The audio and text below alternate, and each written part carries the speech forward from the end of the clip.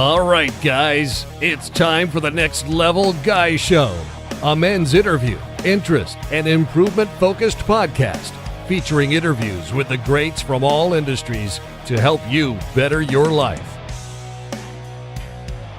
Each week, a new episode features an interview with one of the greats, covering all aspects of their story, from life hacks to tips and protocols that have allowed them to live life on the next level. We then highlight concrete action steps that you can use to improve your life. And now, your host, Ian Dawson Mackay.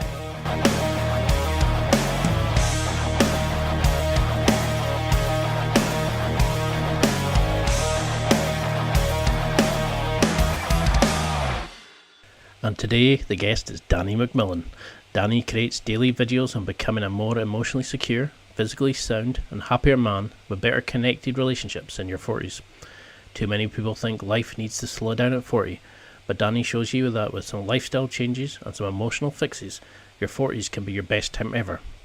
Danny aims to help men to reach their full potential, fostering masculinity with a purpose, building strong standards and boundaries, and respect in relationships and in life.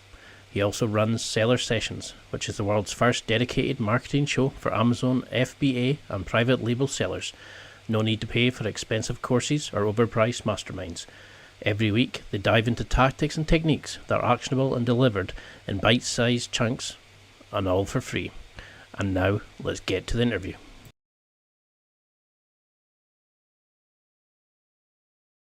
Thank you so much for coming on. It's an honour to feature somebody who I've followed on social media. Now I've hit the dreaded 40, as people say.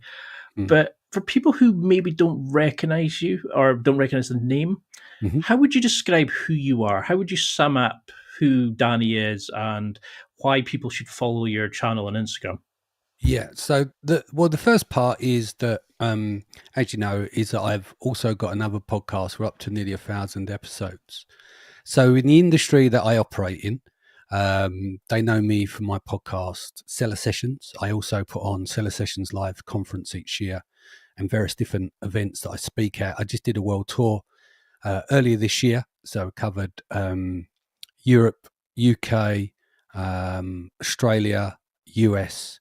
Where else did we cover? I think that's pretty much it, but there's quite a lot that we covered. Just a there. few. And and I work with brands that sell on the Amazon platform as well as other channels that, you know, they range between 7-8 figure brands. People don't realize there's like a community there because they go to Amazon, right? And you just think, well, I'm buying products from Amazon, but about 55% of the products bought on Amazon are what called third party sellers. So that's the industry I've been in since about 2015. So what was it then that while you were in that, while you were selling, you know, while you were doing Amazon, you know, and you've obviously had a varied career. We're talking about music and stuff like that as well before we started. But what was that turning point that made you think, okay, I'm seeing issues in my 40s, but I'm seeing that in other people? You know, why did you create the channel? How has it become such a passion project for you that, you know, that you've created this fantastic channel, giving this great advice? Was there a turning point that caused that? What do you mean, Men Plus 40? Yeah. I mean, what was it that kind of, was there a switch that just came off and you thought, no, I'm having this issue, I'm seeing my friend having this issue? You know, why was it, where was the impetus to start the channel?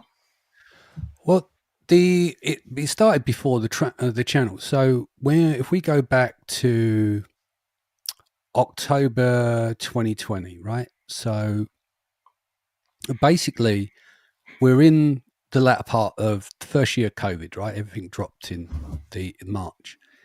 And what I did throughout that period in the summer is, like, everyone's on lockdown. There's not much going on. So in my industry, I went on a bit of a run. I remember saying, right, I'm going to do a podcast every day. While everyone's on lockdown, let's just keep everyone motivated. So I've done 77 days in a row. And that was 7 days a week. So we're dropping content on a daily basis. Now, what's happened is for the last 7 years, my health's been pretty bad with brain fog. So there's no real kind of diagnosis for it. So I spent 7 years, from around 2015. Basically, I spent tens of thousands on tests, consultants, supplements. And basically the way it is with brain fog is that I would start my day, I'd be fine, right? First 3 hours, and then the brain fog kicks in, I'm done. So it's like a race against the clock to get as much work done as possible. And it's so deliberating that you lay down and your day's gone. And so it got to the point where I've done all these tests, consultants, done everything you could possibly manage, and spent over 35 grand on it. Then on October the 4th, as I said, we're in the second half of that lockdown, so we're going into that winter lockdown.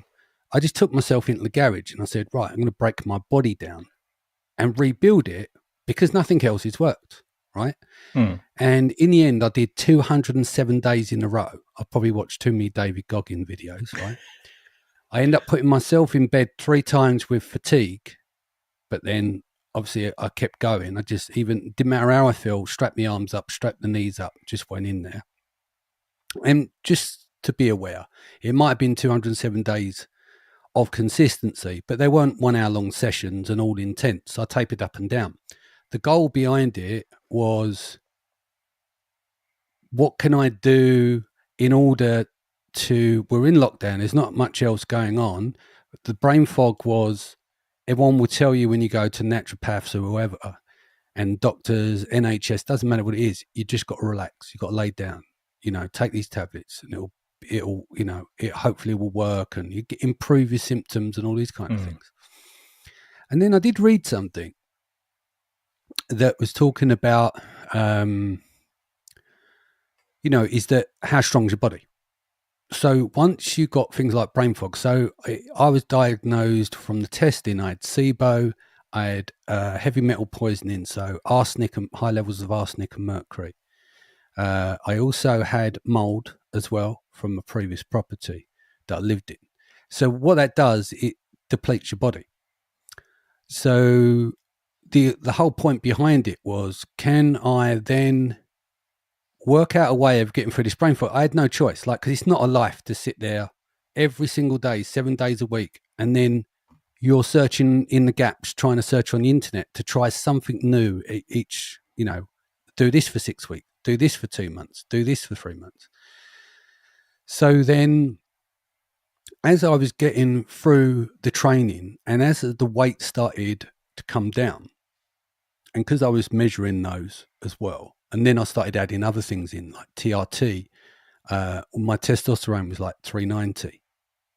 It's now around 1150, but I'm under a clinic. So it's at the top end of the range. So that was one thing. My body's depleted, or my T levels are low, and which, when you look at nowadays, the last 30 years, men's testosterone levels are down huge amount. And obviously when you get to 30, it starts to drop off from there, depends how well you're taking care of your body. So I started lifting. I also had my B12 done. And I think the range is something like 200 to 700 from memory. I can't remember exactly. Mine was like 79. And I kid you not, the lady turned around and said, "I'm surprised you're not dead," because it was so low. I mean, it was a joke, but so was the levels. So I got onto B12 as well. But one of the most interesting things, and I've got no proof or science to prove it or back it, when I'm doing my weighing in for because I've got a trainer as well for lifting, and I've got a boxing coach. I used to box as a kid, mainly in the gym. But what would happen is with I think they're called impedance, impedance weighing machines. So basically they'll tell you about visceral fat and stuff, and they're only guidelines. Yeah. So my visceral fat, I think, was like 22. It's now 9 or 10, my visceral fat. And what I've noticed is, as my visceral fat was coming down, the brain fog was starting to clear more and more. And from my understanding, from a doctor level, I've got no letters after my name, just plain Dr. Google. The fact is, when you're dealing with visceral fat, it's highly inflammable in your body. So you get a lot of inflammation from it. So the more visceral fat you have, the more inflammation. So it sets off other issues within the body, talking it in a non-technical terms. But I noticed once that started to come down, it started to clear up until it completely went. So that was one of the things that drove it as well, because I spent years building businesses, not taking care of my health and body or anything else. And then all the other stuff kind of comes into play, you know. So that's it really. But it was one of those things where the switch went off, you'd had enough, and then it was like the last roll of the dice. You're either going to get it sorted or you're not. And then since that was able to clear up, you know, I'm much more productive. I pretty much work 7 days a week, but I taper up and down for weekends. I've got my life set up so I work from home. So it's a lot easy. Gym next door, recording studio, the podcast studio here, office, front room next door. We live in a little village with like quite nice surroundings, which is a lot different from the kid from the council estate, you know. Not bad for a setup, huh? Yeah, I mean, I've had to build it. It's taken years. I've done the snakes and ladders of life. It's gone up and gone down, gone up, gone down. And I think what happened is probably I've went through every possible ways to fuck things up and fail. And because my determination, I run out of things to fuck up. So where I am in life is because I probably fucked up just about everything and run out of those things. So it's kind of swung the other way, if that makes sense. No, I mean, that's where a lot of guys, you know, it's like, show me somebody who hasn't failed and I'll show you somebody who's never tried. You know, I love that quote because I never really understood it. I always played it safe when I was younger. And then all of a sudden I can remember just thinking, no, enough's enough. I was going to a pub, hating it. You know, I was with friends I didn't enjoy spending time with. And I remember just starting the podcast thinking, I need something that shows you how to do things. And this is when I was like 20 odd. And all of a sudden it was just, I can't find it. I'm going to make one. And this is why I always enjoy finding guys like you who have gone through that journey. I can tell people and show them how they can change, how they can better themselves. But I mean, a lot of guys get to like 40, like I turned 40 this year, and they sit there and go, because suddenly they see no friends, they see their wives, you know, they're not having sex with their wife, their kids don't really know them, the job they're in, they hate it and stuff like that. Do you think that's a big issue because a lot of guys don't know what they want from life, that they suddenly get shaped by their job, they get shaped by their family, they lose their hobbies because they're told what to do, you know, they follow the ringleaders rather than follow their own path? And, you know, it's hard for guys to change because they don't even know what they want to change to. Yeah, I mean, you've asked about a dozen questions there, but yes, one thing I want to... let's pick out these bit by bits and break them down. So first things first, right? So what we need to understand as guys, especially when you start to hit 40, we do not operate on the same biological timeline. So let me just break that down, what I mean by that. So if a lady wants to have children, she needs to have a work to a safety window of a healthy delivery, right? So there's a bit of a timestamp there of once you start going past 35, it becomes much more difficult. We know this because me and my wife, we'd lost a son and daughter. So know what's at stake here. We can also argue that women grow up faster and develop faster than men. But on the flip side, you've got guys, generally, they want to provide, right? So what happens, they're using their 20s to learn their trade, their craft, and basically they maybe decide they're going to go off and build a business and would have some failures along the way. So you could say, in terms of earning power, all this starts to take shape in their mid-30s and peaks mid-50s. This is going to be the time that you have your most resources, assets, and career on lock. So when you think about it, if you're working off your partner's timeline, you're looking at it as, okay, kids 28, 29, 30, yeah, or before 35. And then 35 is 5 years away from 40. But you haven't got your shit together normally if you decided to do this, because most people don't have what they want until their mid-30s anyway. So a guy might think, oh, okay, we've had all the children now, now it's time to move into the second half of life. When the reality is, if you've done a lot of work and you've built certain things, you peak 35 to 55. But because you're following the biological timeline of your partner, because that's fine, it's not a problem, but you see it that way. And the other side of that as well is years ago, and we're talking about centuries, men used to live to about 40 generally, whether that's through going back really early. If you look at evolutional psychology and biology, now they'll get to something like 40. But that'll be disease, war, lack of medicine, etc. So there might be something that plays in there that you hit a certain age and you go, boom, that's it. Or you realize you're roughly halfway through your life. So then you go, well, what's it all about? What am I going to do next that's going to make a difference to my life? What's going to give me purpose now? Because you may have got the house, paid off the mortgage, or in a good paying job, and then you're getting bored with the job now. Your kids are starting to grow up. You may not have the same level of intimacy and stuff in the relationship with your partner. So you start to get dissatisfied. You start to maybe feel like I'm a wallet. You know, I turn up, do this, take care of the kids, and there's the lack of appreciation there. But all that stuff can start to fester. And so then you decide, well, what's next? You know, and then if you've got your peer groups disappeared and then you don't go out with all your friends, then you're going to start to feel isolated.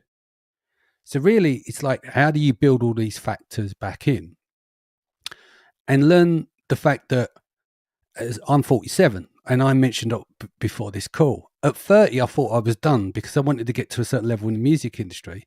Like 30 was old. Do you understand? And then I hit 40, wasn't too bad, a couple of things.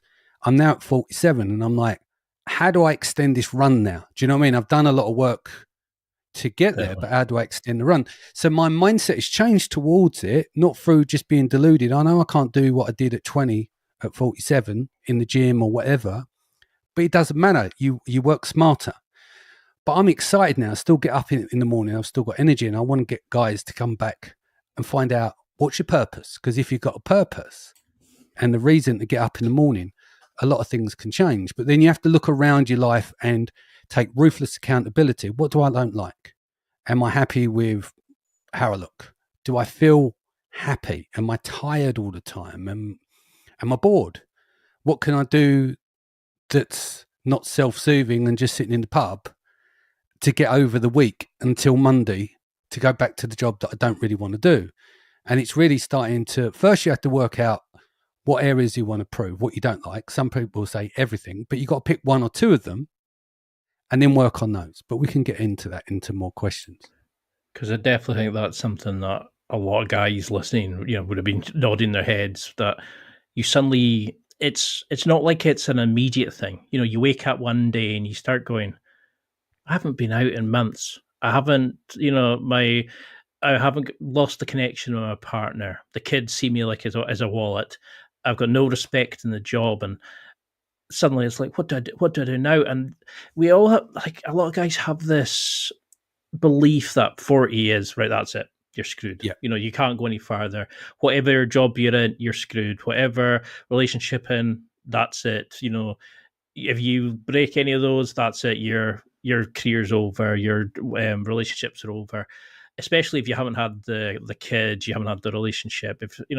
And I felt that pressure. As a guy coming up to 30, people are like, why are you not dating? Or you should be out having kids by now. And you start realizing that your parents are going to die soon. They're getting to that age. I mean, I'm 40 now. I know that I could get married now. Say 75 roughly is the kind of, depending where you're living, is like the average age of death.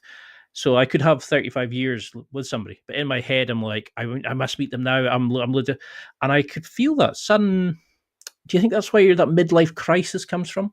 That we suddenly take stock of our life, we actually review? Yeah, I think maybe we'll review and then we become a bit disappointed if we haven't hit the markers that we want. right? And then that feeds into the engine, which is, unfortunately, that's a negative feedback loop. And then we can carry on down that path. And I suppose if you think that it's like a death from 1,000 cuts, isn't it? If you get chipped away at 365 days a year for 10 years, it's very subtle, it's very insidious, right? But it happens over time. And then you stop and you go, right, okay, this has been going on 10 years. What happened? And I think what happens with guys that come out of relationships and they've got no connection, human connection with anyone else. And so they go and move into a flat. They're trying to pay for 2 properties or however that's balanced out in the way the divorce works. And then they end up being quite lonely. And one of my goals is to get guys to level up, because regardless if you don't stay in the relationship, if you step your game up whilst in the relationship, either it fixes the relationship or it doesn't. And if it don't, the chances are you're going to have options because of the work that you did, you know? I mean, I've had a friend who, it didn't matter what relationship, it didn't matter how long he'd been single for, he would go out, meet the girl, and suddenly he would abandon all, you could never get him to come out for a pint. You could never get him to come and do something social. He lived the relationship. And then when he would break up, he would suddenly be texting, expecting you to drop everything and come out. It was almost like he didn't, it was like became like, like it was a symbiotic kind of organism, he lived through the relationship. His identity became the relationship. And that's what I think was terrifying, was he lost who he was because he only seemed to feel fulfilled by being in that relationship. And I think this is where this whole thing about toxic masculinity, but then Andrew Tate has become so successful and things like that, because people are so lost that they allow a relationship become their life. But how do we even start distinguishing between what we should have? Because we're shaped by our parents, by our upbringing, schooling, cultural beliefs. Yeah. How on earth do we even define what masculinity is to us? Because to be a man, it's great to say, yeah, it's this, this, and this. But there's so many different levels of masculinity, of what people want and things. And, if it's a sort of flowing river as your priorities change through life and the different seasons of life, how do we even define what masculinity is and what makes a good man for you compared to what might be for me compared to Johnny down the street? Well, this is interesting, right? Because when we look at it, you got to look at masculinity and femininity as social constructs, right? So they vary across the cultures, time periods, whereas male and female refer to biological sexes of human beings, right? So you can be a man that isn't necessarily masculine, and that's all right, right? Okay. But you are still taking care of your own bullshit and you are a provider, right? So we've gone back to, I remember you asked me about becoming a man, you don't become a man when you're 18, right? And I remember you mentioning this, and it's true, you don't become a man when you're 18. That's an age, right? You go from a boy to a man when you take full accountability for yourself, right? So you have the ability and the intention, right? So you might not, you had the ability and or the intention, because some people don't always have the ability cash-wise to do, taking care of things, but the intent's there. Most men want that, yeah? You also have an ethical code to do the right thing even when it's hard. And you also got to look at your decision-making and say, does this decision serve me or the greater good? And that doesn't mean self-sacrifice, but it's about trying to make the right decision. So going back to what you're saying is, so as masculinity is a social construct, I'll give you my version, right? So emotional intelligence and self-awareness, right? So this is where emotional literacy comes in. Now you're talking masculine and you go, what are you talking about? Emotions, Anger is an emotion. A lot of good men in prison when they lost their shit. You get on top of your emotions understand how to control and convey them through emotional literacy, right, and emotional intelligence, you won't be in prison. Do you understand where I'm coming from? So there's always that mix-up of, I'm not saying to guys, roll around the floor crying like a little baby. A woman's going to find that repulsive as well, right? Equally, you're so shut down and you can't process your emotions, including anger, you're going to end up with a life where you're going to be deeply unhappy. So there has to be a middle ground, right? Then you've got respect. All men want respect, yeah? But respect starts with the self, right? And with self-respect and respecting others, this is where boundaries come in. This is the invisible line between two people. You go to here, you stop, and then that person starts, right? Honesty, integrity, and being direct in your communications. You know, it's very feminine to be indirect in your communications, but you want to put empathy and compassion on your words, right? Because it's the way that people feel. So if you think a lot of women say, I feel like, it's because they're talking from a feelings situation. Now, if you're straightforward with your communications and you're really harsh and you hurt their feelings, of course she's going to say you got small dick energy. You know, if she is based on, do you understand? So there's a level of empathy, compassion, etc. Of course, the key one is responsibility and accountability. This is where you hold yourself highly accountable, but you hold people around you. I don't have anyone around me I don't hold accountable. And they can hold me accountable. It's a two-way street. If you can't be held accountable, you're out the circle. I'm not dealing with people that don't take accountability for themselves, man or woman. Could not care less. Does that make sense? You have to set a time. Humility. You need to have the ability to admit mistakes and the ability to self-reflect. You've got to look at willingness to learn and grow, because if you don't learn and grow, and you know that only a fool knows everything, we don't know everything. So there's much to expand on. Men are logical, right? We're always looking to solve problems. So we go off and find those answers. And so if you've got the willingness to learn, you've got the willingness to grow. Some of this sound a bit woo-woo, right? We're talking masculine here. I'm not talking about getting back on the council state and let's have a tear up. But you need to be able to do that as well to a certain level. Do you understand? Yeah. Sorry, go on. Well, I mean, this is where because I hate the term like masculinity, and like to me it should be like, I break it down into controlling your emotions better, for finding a purpose in your life. Like, I used to ask this question: what is define masculinity? And then I started getting to the point, it's like, I've got friends who are both male, regardless, we've all got the same genitalia, etc. And they could maybe scrap every time we go out and get drunk with some random guy who looked across the bar. And then I could have a guy who's a complete nerd, would hardly throw a punch, still a man. But they're, if you're living to your own values, taking accountability, dealing with your emotions, things like that. Like, to me, we need to reframe masculinity and what actually is the key concepts of a man. Like you're saying, accountability, controlling your emotions.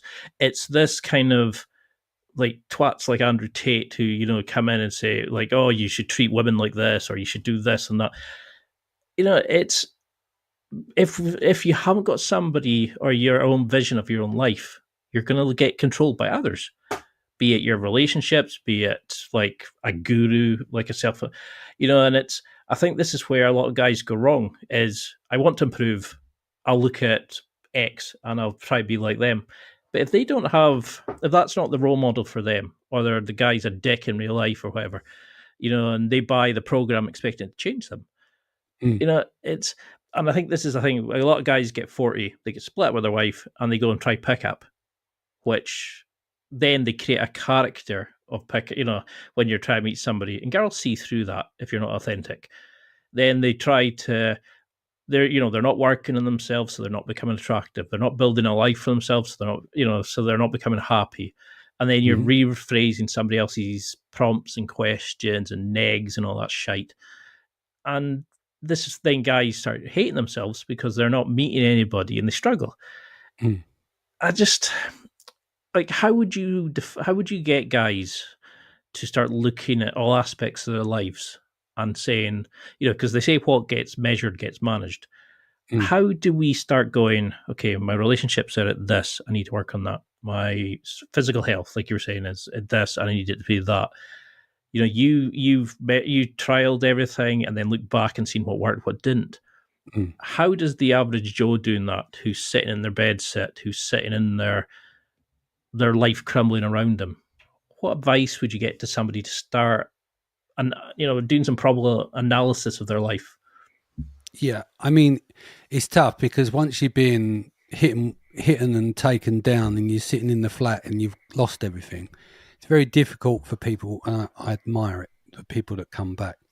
I call it the switch. Once the switch goes off, you go, I've had enough of this. I'm not going to do this anymore. And so, like when you are on low income, and I've been there, I've been broke. I've done it every step, and there are things that you can do, and the quickest, and it's not a quick fix, but the lowest hanging fruit is take care of your body, right? So let's break it down. Let's just say you're in a flat, you're on your own. You haven't got a huge amount of money, but you've got time. You can sit there and you can get 4 cans of Stella at night and drink those, watch Netflix, etc., etc. Or if you can't afford to buy weights, and I've got like a gym now, but my gym was my garage, which started as a cheap floor-to-ceiling punch bag. I added equipment. But a quick fix for you, which I did in COVID, it's not that I couldn't afford to buy the weights. It's just everyone bought all the weights. So when I started, I was like, yeah, and you couldn't get a hold of weights anywhere, right? Because it's sold out everywhere because with everyone being at home, they go, okay, I'm going to start getting healthy. Do you remember that? Everyone went on the health kick. Definitely. So by the time that October come around, I went to buy some weights. Couldn't get anything. It's going to take weeks for delivery. So what I did is went on to Gumtree. So in the US, you're going to have Craigslist, etc. Go into Gumtree, go to the clearance section, or look on there for rusty weights, right? Just some dumbbells and barbells and stuff. Most people want to get rid of that stuff. 1, it's rusty. 2, they buy the equipment and never get around to use it. It's no good if it's plastic, but we're talking metal plates, metal bars. Pick the stuff up, take it home. Go on to Amazon. Get the rust remover, just soak it. Wild brush it all off, get all the rust off it, then buy a metal spray, put down some cardboard, you got brand new weights. So suddenly for 50 to 80 quid maybe, by the time you bought the rust remover, you got a little mini gym set up. If you can't afford that, go onto Amazon and get yourself a pull-up bar for $14.99 that fits in the architrave of one of your doors in a flat. Go on, and then go in and do 1 pull-up, because a lot of people can't do pull-ups. I remember when I started, I used to do the pull-ups where basically just in the downwards motion. I was so unfit, I couldn't even do 1 pull-up. And now I do them in sets now, because we're in monster sets when we're training with the PT. But then I can do like 10 on each set now, even though I'm doing 4 sets of those with 4 or 5 other exercises, but I couldn't do 1. But the good thing was that you could set a task for 30 days. You do 1 day, 2 the next, 3 the next, then you're going to hit a curve and you might only get 3 out the next. And then you can build it up and build it up and build it up and build it up. If you can't afford $14.99 for that, then do some bodyweight exercises. You can do push-ups, etc., do sit-ups, crunches, star jumps, all of those kind of things. Let's get to food. And I've done it. I'm on a cut at the moment, and fucking horrible. Chicken and broccoli. It's cheap as chips, plenty of protein in there, and when you look at microwave meals versus 250 grams of chicken and some frozen broccoli, I know it's not going to be great eating that 4 or 6 times a day, but it really does drop the weight, honestly, if you can bear it. You get sick of eating all the chicken. Even if you put some gravy granules that's got like 5 calories in it, so you're soaking the chicken, etc., that's actually cheaper than most ready meals. So that would be the early cheat. And the reason I say that, so you've got all this time on your hands. What happens is you commit to it. You do two things. You commit into your food. So you've got two disciplines you're working on. You commit to your food and you commit to your training. Your training's next to nothing, right? Because you come home from work if you're working, and if you're only doing one pull-up a day, it's not a big commitment, right? Until it starts to become more of a commitment. Then you add more exercise. You start off small. Because what people don't realize, 1% improvement per day compounds to 3,800% because everyone wants to rush fast. So if you can weave in those disciplines, then what happens? The weight starts to come down. People start to notice. You start to feel better. Then the world starts to look a bit better around you. Then you go, oh, what's next? My clothes don't fit properly. All right. But now I'm in shape, right? Or I'm in better shape. You don't have to have tailored suits and nice watches and all that kind of stuff. You can get away with your 40s. Do you know what I mean? If you're in your 40s, who cares to a certain level? But you can still be presentable, and you can go onto Amazon, buy muscle tops or whatever. I'm saying muscle tops, but, fitted tops. Yeah. A tenner, 12 quid, 13 quid. Do you see where I'm going? It doesn't have to be expensive, and you can do this over periods. And then what happens? The world starts to feedback, because then people will go, you're looking good. And you go, oh, thank you. You've got a bit of admiration there, right? What people don't realize, and I went through it as well, through losing a load of weight and etc., doing the training, massive changes people's behavior towards me. Whether that's I'm married, I've been married 28 years, but obviously I speak at events and all that kind of stuff. People communicate differently. Men are more respectful. Women, will come and chat to you and da-da-da, even to the point of squeezing your arms and that, crossing the boundary. I laugh it off, but you see where I'm going. Yep. And you won't know any of this, because what blew my mind about all this was you're getting more female attraction. Not that they're all making a pass at you. This not get it twisted. But it seems like, fucking hell, I'm 40 odd years old. What's going on here? Because when I was in the music industry and I'm in my early 20s and I'm DJing, that made more sense, right? Status or whatever. You're up DJing, people enjoying themselves, they're partying, etc. But then it's kind of weird to see that level of female attraction. And what guys don't forget about or don't realize is that it goes back to that point of, you got, say, between 35 and 55 to really make things work for you. But because you always thought about the other biological timeline, if you've been with a partner and you're working with that time zone of the safety area of having children, you don't realize is that I've got guys around me that's like, I don't have a Men Plus 40 program, but I help a lot of men around me. One of my guys is flying, right? He's in therapy. He's dealt with his codependency stuff. He's been run through the ringer, right? And now he has lots of women asking him out. But he's done the work. He's in tremendous shape. Do you see what I mean? And guys listening now, they go, yeah, but I don't think I can do it. You can. You can. And it's the early feedback that's really helpful as well. You walk into work, or you go into the building site, you go into the office, clothes fit a bit better. You're looking good. Your confidence is up. How you walk along, not putting your chest out or anything, but how you present yourself, right? People can see your confidence. I think Jocko Willink was talking about this on the podcast. I'm going to paraphrase here. He said, when people, predators, meaning guys where they're going to mug people or whatever, they're looking for people like kind of hunched over, lacking confidence and stuff like that. That because it's the predator-prey thing. As awful as it is, you don't want to be the prey, right? So there's two sides. You're either going to leave you alone, right? Because they go, I'm not going to fuck around with him. He looks like he can take care of himself. Do you know what I mean? That puts a boundary in place. Obviously, you get idiots down the pub who wants to fight everyone and anyone. Go, oh, look at him, he's got a muscle top on, or he's got fitted clothes on. Who the fuck does he? You get all that nonsense as well, and you just walk away. But you really start to see the feedback. You don't see it in the early days until really, give it 6 to 8 months, And once you've got your food right and you've got your exercise right, you go, right, I'm not tired all the time. I've got plenty of time on me. What do I do now? Do you know what? Do a bit of training.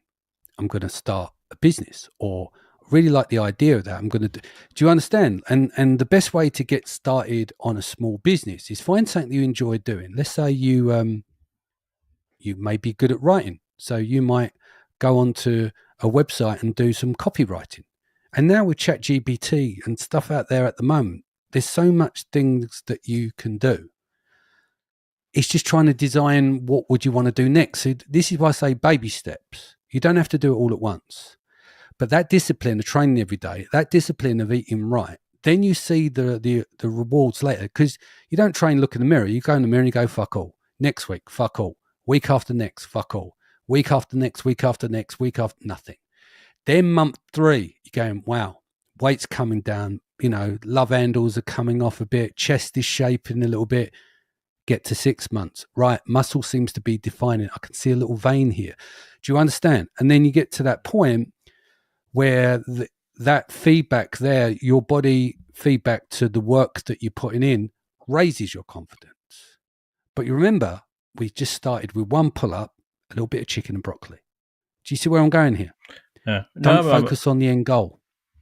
Like, I'm a massive component of that. You know, I always, like, I want my tagline to be 1% better in an area of your life every day, because as you start like looking at your life and, you know, like gauging my relationships, my whatever it is, you know, my health, my work, etc., people see where they're losing their energy leaks, and they go, right, I'm going to do this, this, and this, and they come out with 50 different things they're going to do in each area, and then they give up after 3 days because they're taking on far too much. They're tired after the first workout because they've gone balls to the wall.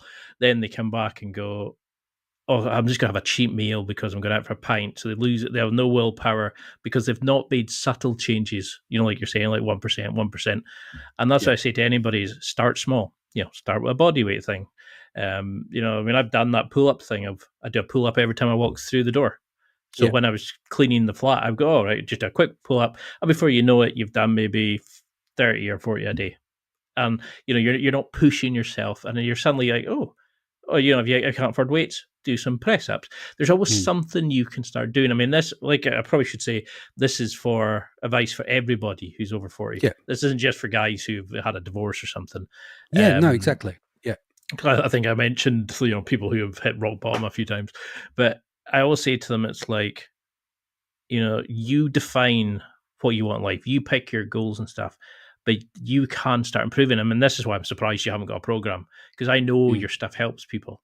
You know, you said we should always be looking to raise our value as a man. So regardless of what situation they are, how do we start raising our value? How do we not look at 40 as a doomsday scenario, but instead look at it as this is the season in your life where you have the most resources, and this is the season where I can truly become who I'm meant to be as a man, and look at it as a positive thing?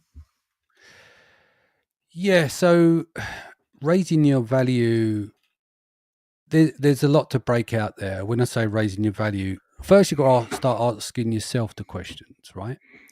You know, we hear this term, what do you bring to the table? Ignore all that.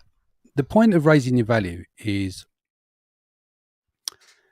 if we look, the difference between, you know, they'll say, you know, men are loved on condition, women, children, pets are loved unconditionally, etc.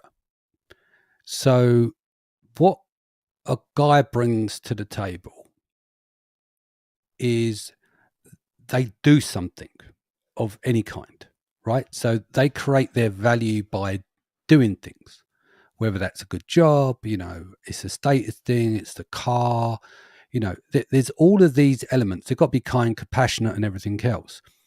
But one of our purposes on this earth is to do something of value. So then what are your assets? So you sit down and go, what do I bring to the table to yourself?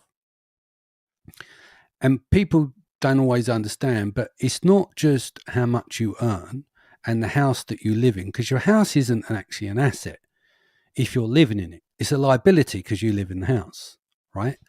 So the first thing, we all need a roof over our head, right? So you check that box, whether you own it or not. But ultimately what it comes down to is what value do you bring? Like, so you build resources. Your resources are your network as well. So let's say you've got a network of people in business and you know you can make a phone call and get things taken care of. That's very valuable, right? You have a good job or good business and you earn well enough to take care of a family. That's a resource that has value, right? You got friends that can rely on you to get stuff done, take care of things, and vice versa. These are all values, right? It doesn't necessarily always have to be the status thing, right? Because I know, like, no one wants to be at the bottom of the food chain in society. It's not good for serotonin either. But we've got to look at and take an honest appraisal of ourselves and say, what do we contribute, to ourselves, to your friends, your family, and society as a whole. That's where you start with everything. I know people talk about high value men, low value men, high value women. Don't worry too much on the play of words of the value aspect. Think of it as everything I do, whatever I do, I want to build as many resources as possible. And your resources, again, is your your network of people. That's a great resource because they can open doors for stuff and you can open doors for them.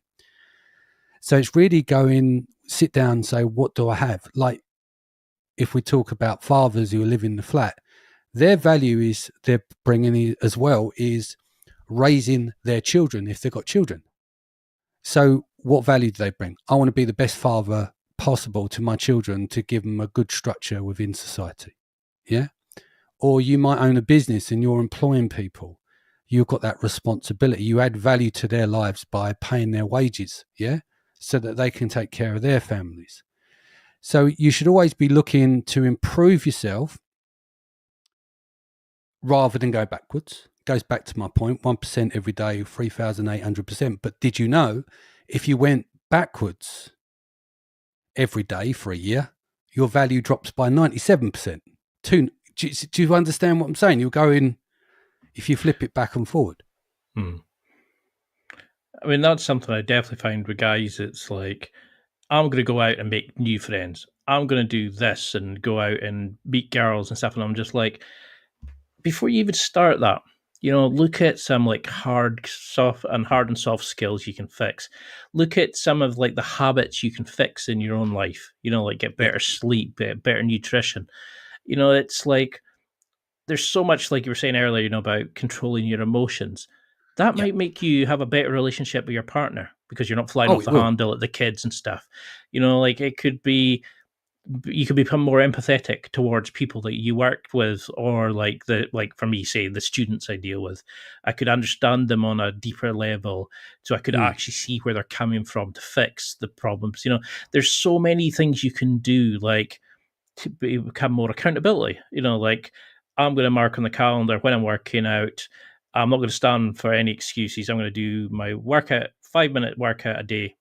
I'm going to put an X on the calendar. And before you know it, you've done 30 days because you see that chain and you don't want to break the chain marked on the calendar.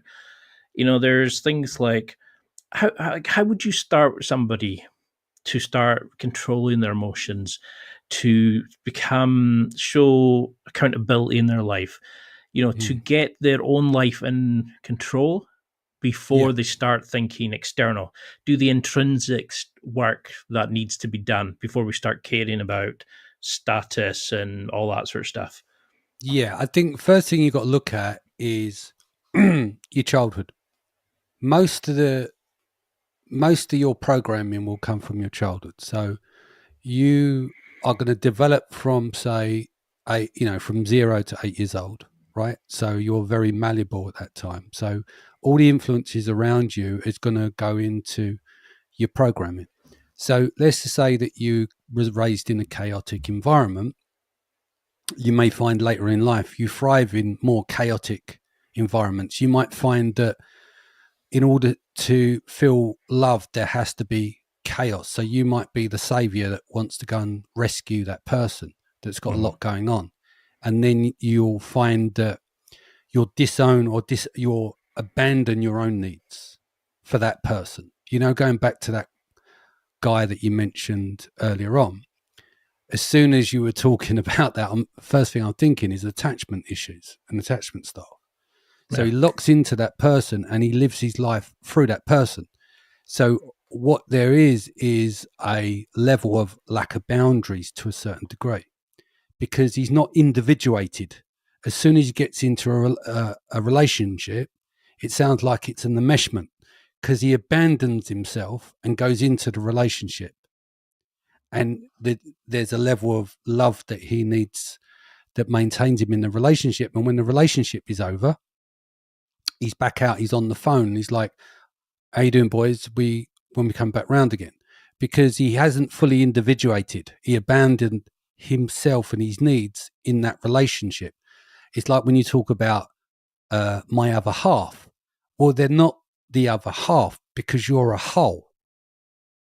Does that make sense? Definitely. So you go into relationships as two wholes, and in that relationship, both parties have their needs met. It's reciprocity that maintains a long-term relationship. Because if there's a disbalance in power in the relationship, one's happy, one's miserable often, or they both end up miserable. So there's a lot to unpick there. Yeah, because when a lot of people, it's because they change, you know, like like that guy would go into a relationship and he would become this version of himself, and girls are attracted to you at a certain level. They don't want you to change and suddenly become a lapdog or become like following them around, lose all your hobbies and stuff. You know, they're attracted to the person that you are at the time. And I think I see a lot of guys suddenly, they just give up responsibility to somebody else. They let their boss tell them what to do. They tell the partner tell them what to do. You know, pick up the kids and stuff. Yeah, basically, if you turn yourself, not she, if you turn yourself into one of the children, you're going to kill any genuine burning desire. That's when you get dead bedrooms. But going back to your point, we all do it. I've done it. We all do it, and our partners will get complacent. Pretty much everyone does. So all this stuff that you did to win her, that all stops. All the stuff she did to win you over stops. So then marriage goes through phases, yeah? So people get bored sometimes in the relationship. Attraction can go. Sometimes the attraction comes back. So if you look at statistics, over 50% of marriages fail.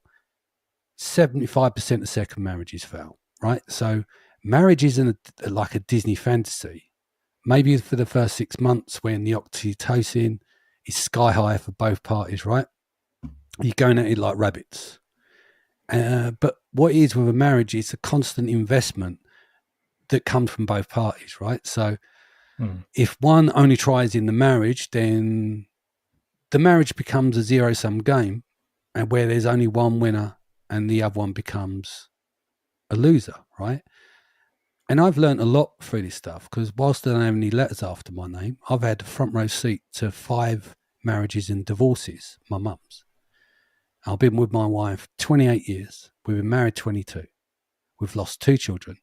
We've gone broke. 2 rounds of marriage counselling. Separated for a short period on a couple of occasions. And even got to the point where we went down the road of divorce and the legalities and looking at mediation, right? So marriage, you know, is hard. And unless there's intimacy, reciprocity, respect and boundaries, it's never going to be fulfilling.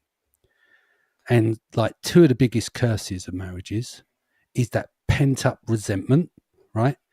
And often lack of money. So resentment is built up over the years. You see the couples like, you did this, you did that, and they backsnap at each other. And it's constant like dig away, dig away, dig away. Have you seen it? Haven't you? Gone out with friends and you watched that unfold. That is toxic. That is so damaging. I actually remember when I was at marriage counselling, first round, 2015. We did it twice. And I was saying that this is my wife. I love her. I don't want all this, you did this and bring that up from the past and you did this. And I want that to stop. And the lady turned around and said to me, but that's normal in long-term relationships. And I said, if that's normal and that's marriage, fuck marriage, you can have it back. Because I won't do that. I'm not going to sit there and pick away at my wife at her self-esteem. And I'm not going to put up with it either the other way. Just because it happens in marriage and you're a marriage counsellor, you think that's good. What's good about digging and poking away at someone that you love? It's terrible. Do you know what I mean? And we don't, to this day, we've had like things that'll go up and down and things, but generally that's our combined rule between us. Like that doesn't happen. Like I'm not going down that path. Do you know what I mean? Because I don't want to do that to the woman that I love, who birthed my children. Do you know what I mean?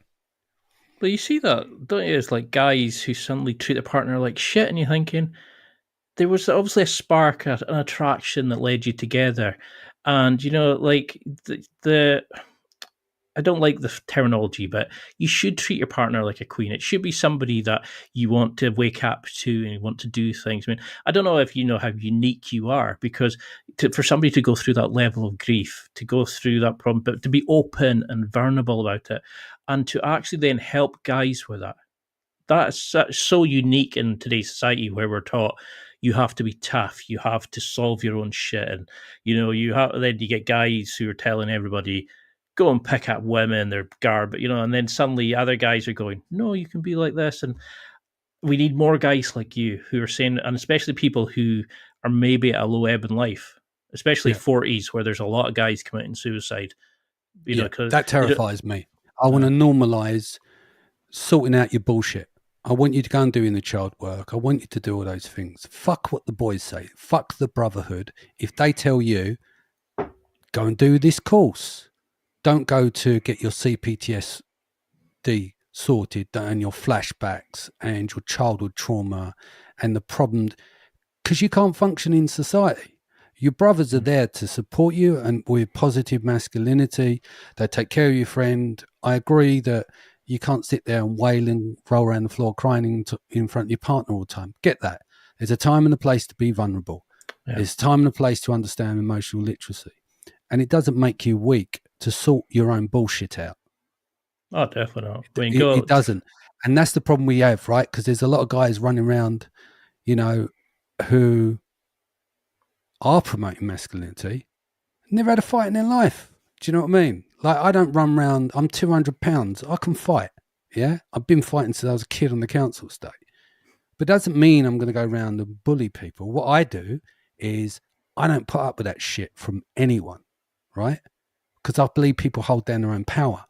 But if you bully or pick on anyone around me, including women, you'll get to see the side of me that you don't want to see. But I'm cool, I'm calm and collected. Men need to have teeth as well. But I don't like bullies, and I don't like men being disrespectful to women either. Yeah. And I think that's a big problem now, is people think, to become a man, I've got to rule with an iron fist. I've got to be seen as the alpha, and it's like, I want to beat up whoever said alpha first. You have to be an alpha male, because even in wolves, it's not really true, and that's what I find so irritating. It's like, it's such a sign of strength to go to somebody and say, I feel suicidal, or depressed, or I need this, or to go and say to your wife, can we talk to somebody? We were having issues. And, and then she's probably feeling the exact same way. And, oh, brilliant. Or, or you want to step aside and say, I want a better connection with my kids, so I'm going to go do stuff for them. I want to be a bit more accountable in my life. These are amazing things to do. And a lot of these small things can have such a, like you were saying, a compound interest into what you do in life.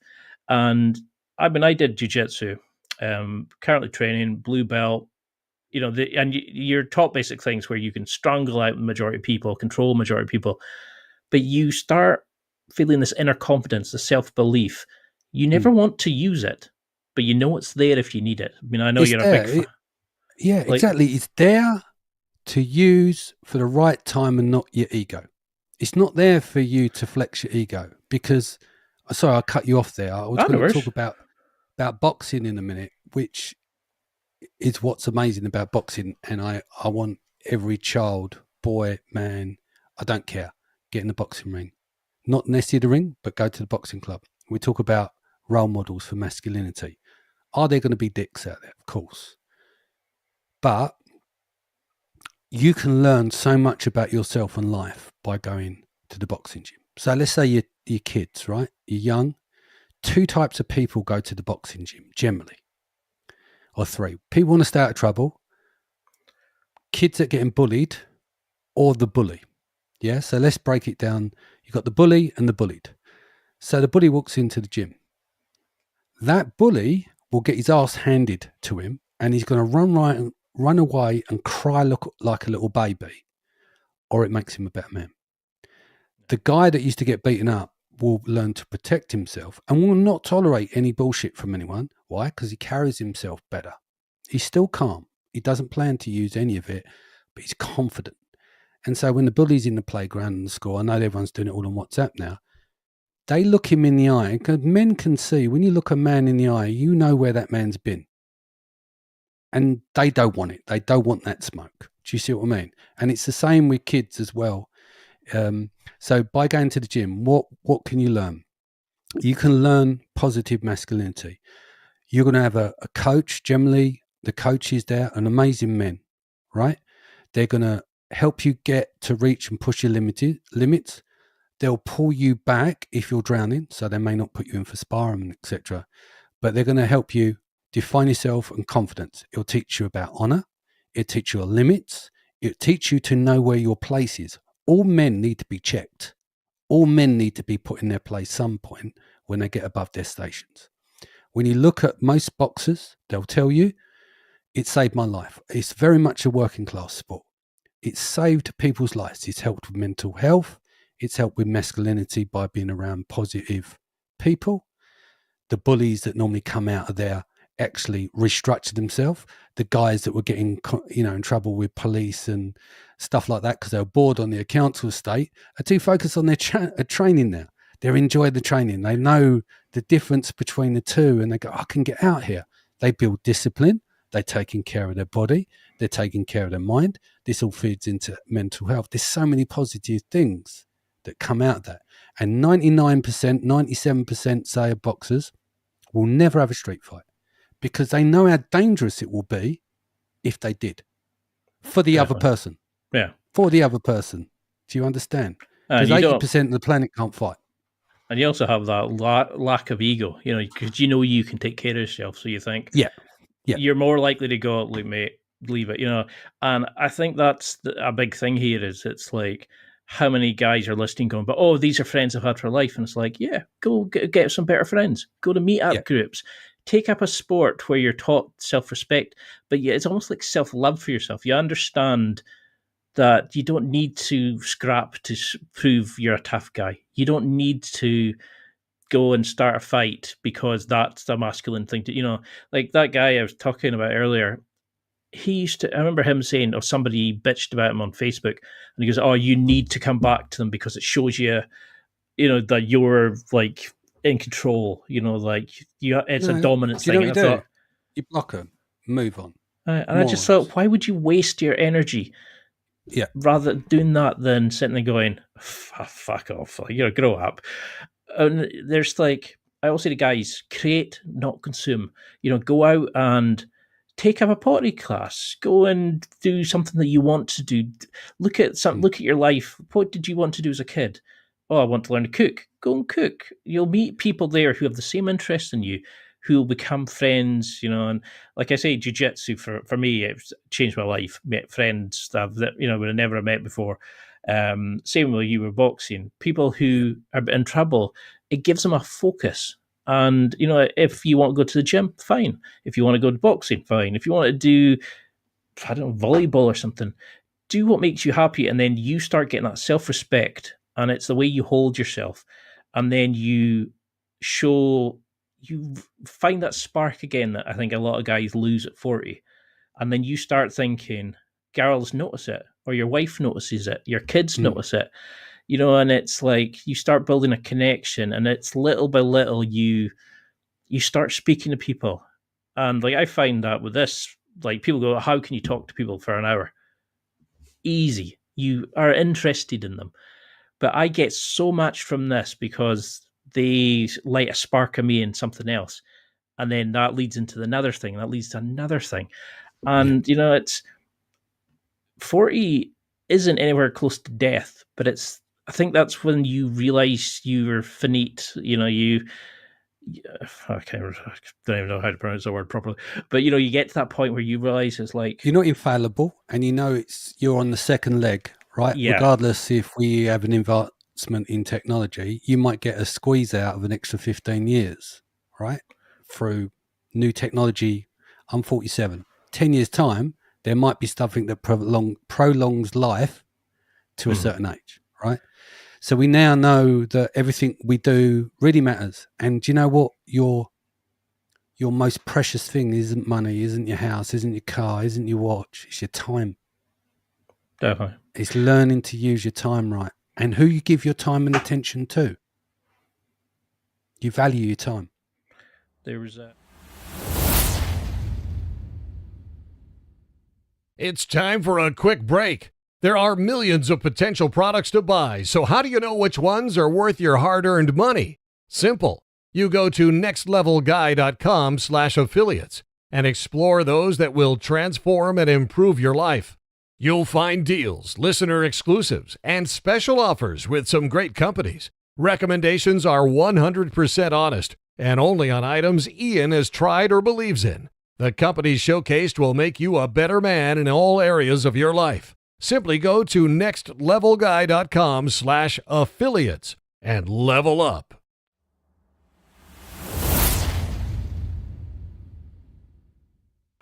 There was it Rob Kelly? I think it was Dr. Rob Kelly, and he was saying, I can look at you and the 5 people you hang, they say you're the average of the 5 people you hang around with. And he was saying, I can look at you and your friends, and just by your friends, I know the level of belief you have in yourself. I know the level of what you're going to achieve. So it's like, you've got $1 million mind, but a lot of guys have 2-cent friends. And he said, why not get rid of them and find guys that you actually want to hang around with, who, like, there's a lot of guys who come in and give you a hug and, oh, let's go do this. Or, are you okay? You're a bit down, and, let's go to the gym. They want to see you succeed. They want to push you up. Why waste time? Like, we've only got such a small amount of time in this world to make a difference. Create, give something back, volunteer, go and do a new hobby, rather than sit at 80. And I've had a lot of regret in my life. It's one of the worst feelings in the world. You never want to get to a point where you're on your deathbed and go, fuck.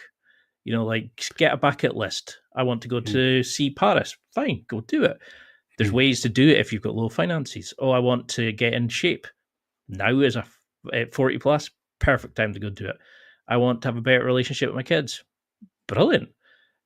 Pick what you want in life, not what other people. And that spark is hell of attractive, but it's also hell of good for self-love, for accepting yourself. What do you find for guys who come to you and say, I did X, I stabbed somebody, I did whatever, like really, stuff that's maybe not societal accepted, and they want to start again, second chances, especially for guys who've come out of prison, or, one of the guys I interviewed, he was like, how we're treated as a number in prison. So he said when he came out, suddenly getting out of that mindset, you're not a number, you're a person. And he said, just having somebody write a CV for guys in prison, they suddenly realized that they are valued, that somebody does care, and it changed their whole outlook. How do we start getting guys who need a second chance to stop looking at the past, stop fantasizing about the future, but live in the present to improve themselves and actually make the 40s that turning point? Well, one of my friends from school went away for armed robbery, and he's gone back into doing music, doing drum and bass. I haven't seen him for a while. But he went down the. I mean, look, I got off the council estate because I was either going to be dead in prison like half my mates, right? So I would say anything is a win. Like, I won at life because I would have been a statistic, as you would expect. Left school, could read and write properly. Yeah. On a council estate, been arrested, car stereos, all that kind of stuff. Then got into the rave scene and like shitty jobs, all of these different things. I've never been to prison, which I'm pleased about, but there are good men in prison and people can reform. But it's harder when they've got a criminal record to get to next level. I don't know enough about the area of post-release. I know there's not a great support mechanism, but I would definitely say, look, go and do some therapy work. Go and learn about emotional literacy. Go and do work around your behaviors. Because if you think you're in prison, you're always watching your back, okay? Prison life's going to be tough. Your cortisol is going to be high. So you might spend all your time in flight mode all the time, yeah? And then what you're going to be is you're going to be like hypersensitive to your surroundings. So I'd definitely start with, how do I get peace of mind? Well, then go through a framework where, whether it's through therapy, and work through all the stuff that you can start to heal on those areas, because you're going to need to heal first before you get in the job. You want to get out of your environment. Yeah. You don't want to go back to your old environment where it picks up the bad habits. Yeah. No one can heal in a toxic environment, whether that's in prison, back on the estate, or whatever. You want to need a clean break and don't go back.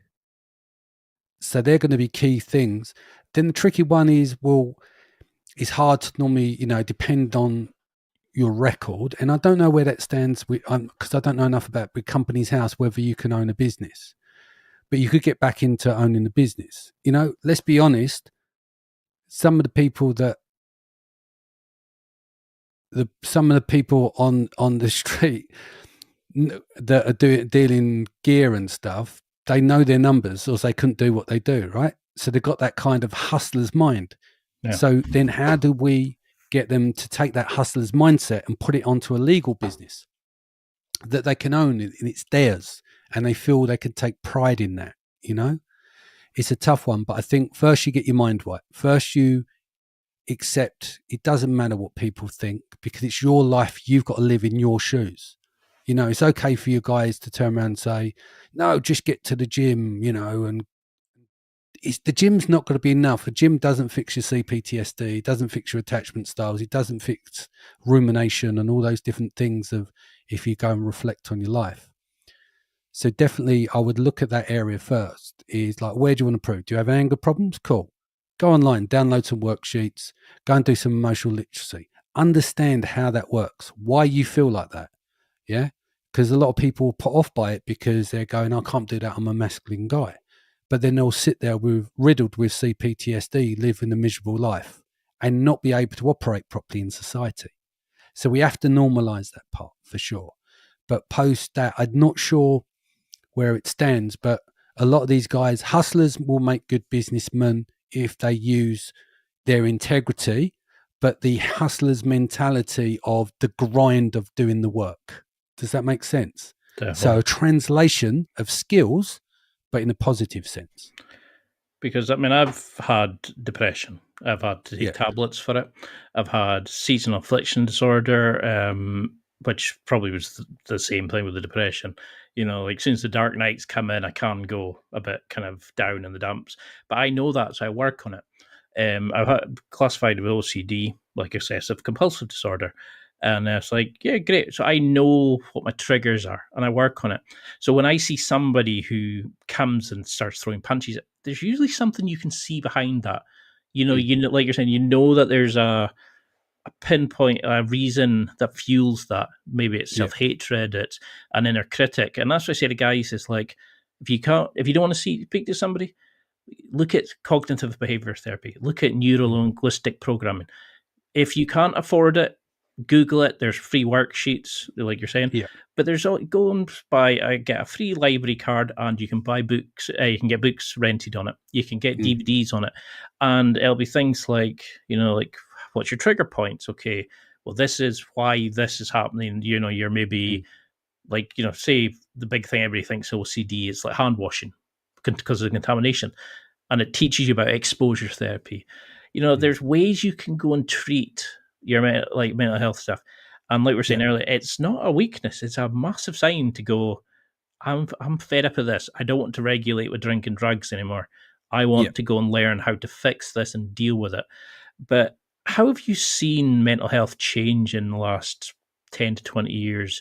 A huge amount. It's like what concerns me the most, right?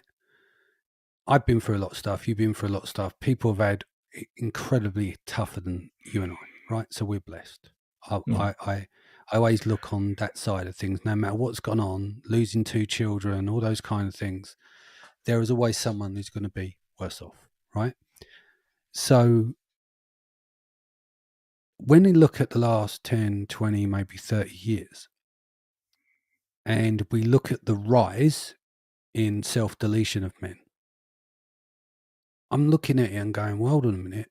My granddad, we went to war, took a shell, come home alive to his family, broke his back, hard work, working on the docks after.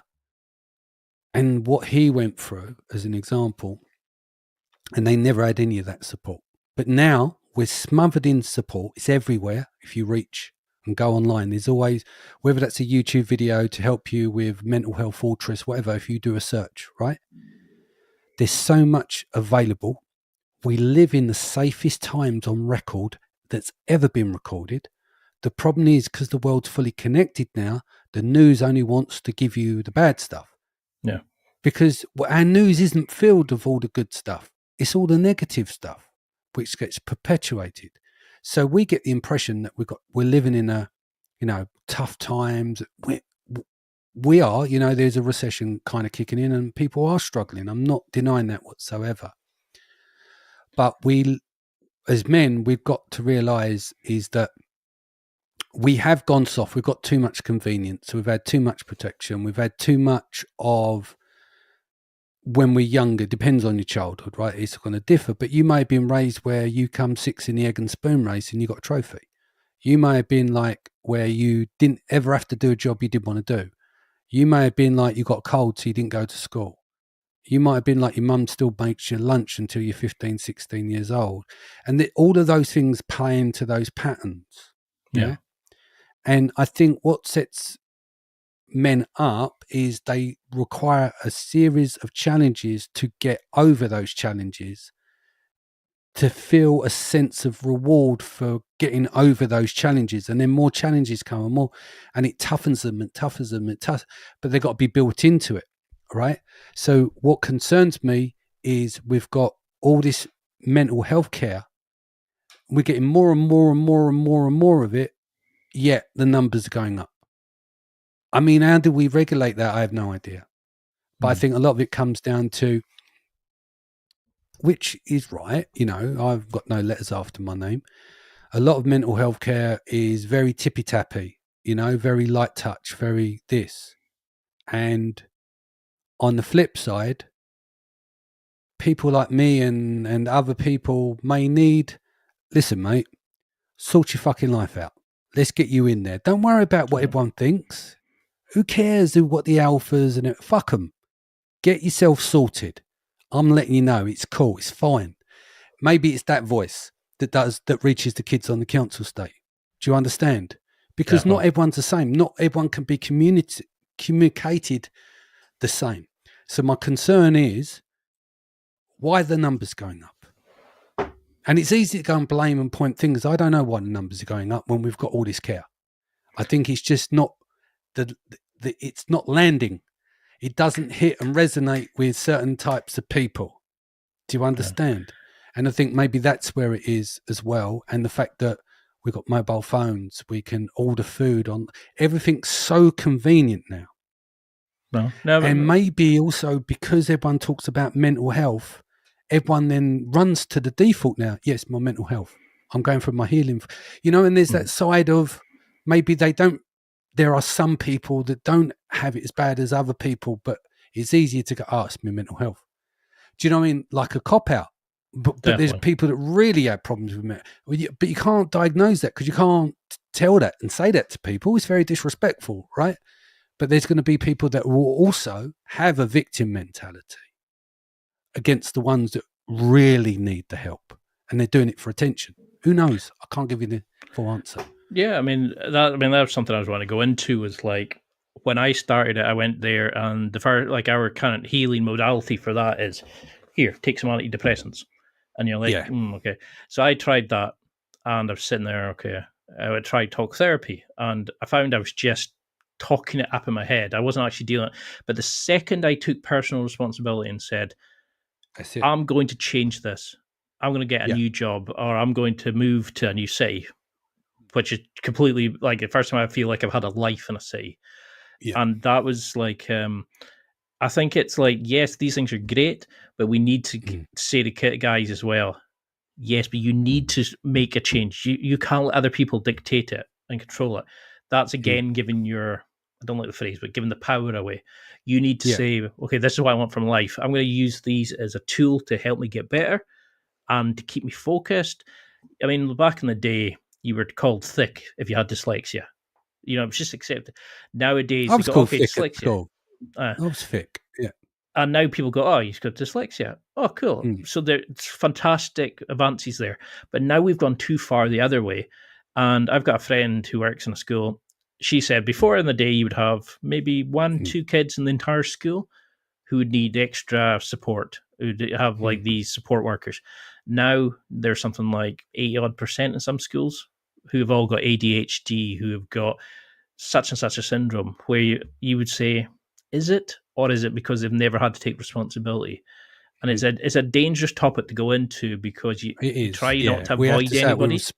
Yeah. Like my goal is to get people to take care of themselves and deal with whatever they need to deal with. And healing is a self road that no one can do for you. You have to do the work yourself. And once you take ownership and then you do the work, you come out the other end and your life gets better. I mean, it's the best thing I ever did. It is. But some people, you have to find a way of communicating. So go back to, I know that you mentioned Andrew Tate, you know, on one side, forgetting all the other stuff he talks about, he has, on a mental health level, got to, regardless of what he said on one side, there are elements where, because of his communications, he's literally gone to people, get in the gym, and people have. Not so we skip all what he says on the other side. Yeah. But there is elements in there that, in his message, that actually work into a certain group of people that are getting in the gym. He found a way to communicate that. But I think what he said with other stuff is where he's going to be held accountable for that kind of thing, right? So some people, this is the thing, that some people will only resonate with certain types of people. Like when I talk about mental health, maybe someone who, maybe say like a upper class family, you know, probably I would not resonate. Do you see what I mean? But the kid on the council estate, or a guy my age who's you know, been on the council estate, lived in the council house and stuff like that, might be able to resonate with me, because I've turned around and said, look, fuck it, don't worry about it, get your shit sorted. And then it's like, oh, okay. It isn't, do you understand? There's nuances there, and it's going to take everyone to do their bit.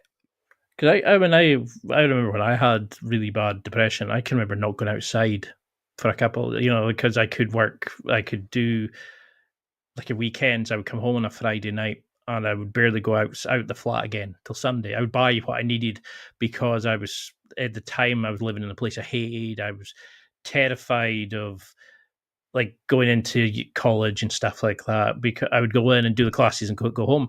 And I regret that, because at the time I never had that life. But I also then had the time when I went on depression. They gave me antidepressants. And I can remember sitting there, and after that initial wave of feeling good, you sit there and go, well, now? You realize you need to then step up. And then I needed to make that step to change it. And that changed my life. And that's why I'll say to people, it's like, use these things, have a great time, you know, like, go in and speak to somebody and all that, but don't just sit and think about it. Go and deal with it. and you have that personal accountability, and suddenly that one change here, tidy up your house a bit. Okay, cool. Okay, maybe speak to that cashier if you've got a bit of social anxiety. Just like, how's your day going? Right, you don't need to have a thing. And I always say people have treat everybody the same. CEO, janitor, cashier, whatever, does not matter. And it changes their day. They put a smile on their face, and that knock-on effect. And it doesn't need to be anything big. And before you know it, you're suddenly getting the confidence. I'm going to go approach that girl. I'm going to start a business I wanted. To think of what I used to be like and what I'm now like, and the job I'm in, earning over 30 odd grand, and I'm like, oh, I would never imagine that. Oh, I'd have never imagined I would have bought a flat. Oh, I never imagined I've done that. I'm not boasting, but these are things that when I look back then, I would have laughed you silly if you had said I would have done these things. But you need to go that first step. But suddenly, I turned 40, felt terrible, and I contemplated going back on the tablets. And then I took them for a couple of weeks, a couple of months, and I didn't feel like they were changing anything. And that's when I realized I need to change my life. They're just hiding the feelings. They're hiding they're masking the true issue you need to deal with. And like you're saying, you need somebody that comes to you and say, let's go and do this, or let's take up boxing. And you don't know, they've transformed their life in 6 weeks, and it's difficult. We don't have that people. And that's why I'm glad there's people on Instagram and that who are doing it like you, who are giving people these kind of, think about it. Let that message of the video sink in. Okay, cool. And then before they know it, they're thinking about it, and they maybe act a bit different. They treat their, they maybe go up to their wife and say, oh, let's go for a date night. Let's, let's do some with the kids rather than go for a pint. And they go, before they know it, their kid enjoys it and they have a better connection. And a couple of weeks down the line, changes their life. In addition to this, are there health checks you've noticed for guys, that are coming up to that thing? What about financial planning? How do you take responsibility, not just for you, for your family, for your life? Do you look at I think they said somewhere that the majority of people don't have a male best friend. Majority of people don't have a pension, barely have £1,000 in savings. There's a lot of people less than £5,000 in savings. It's terrifying.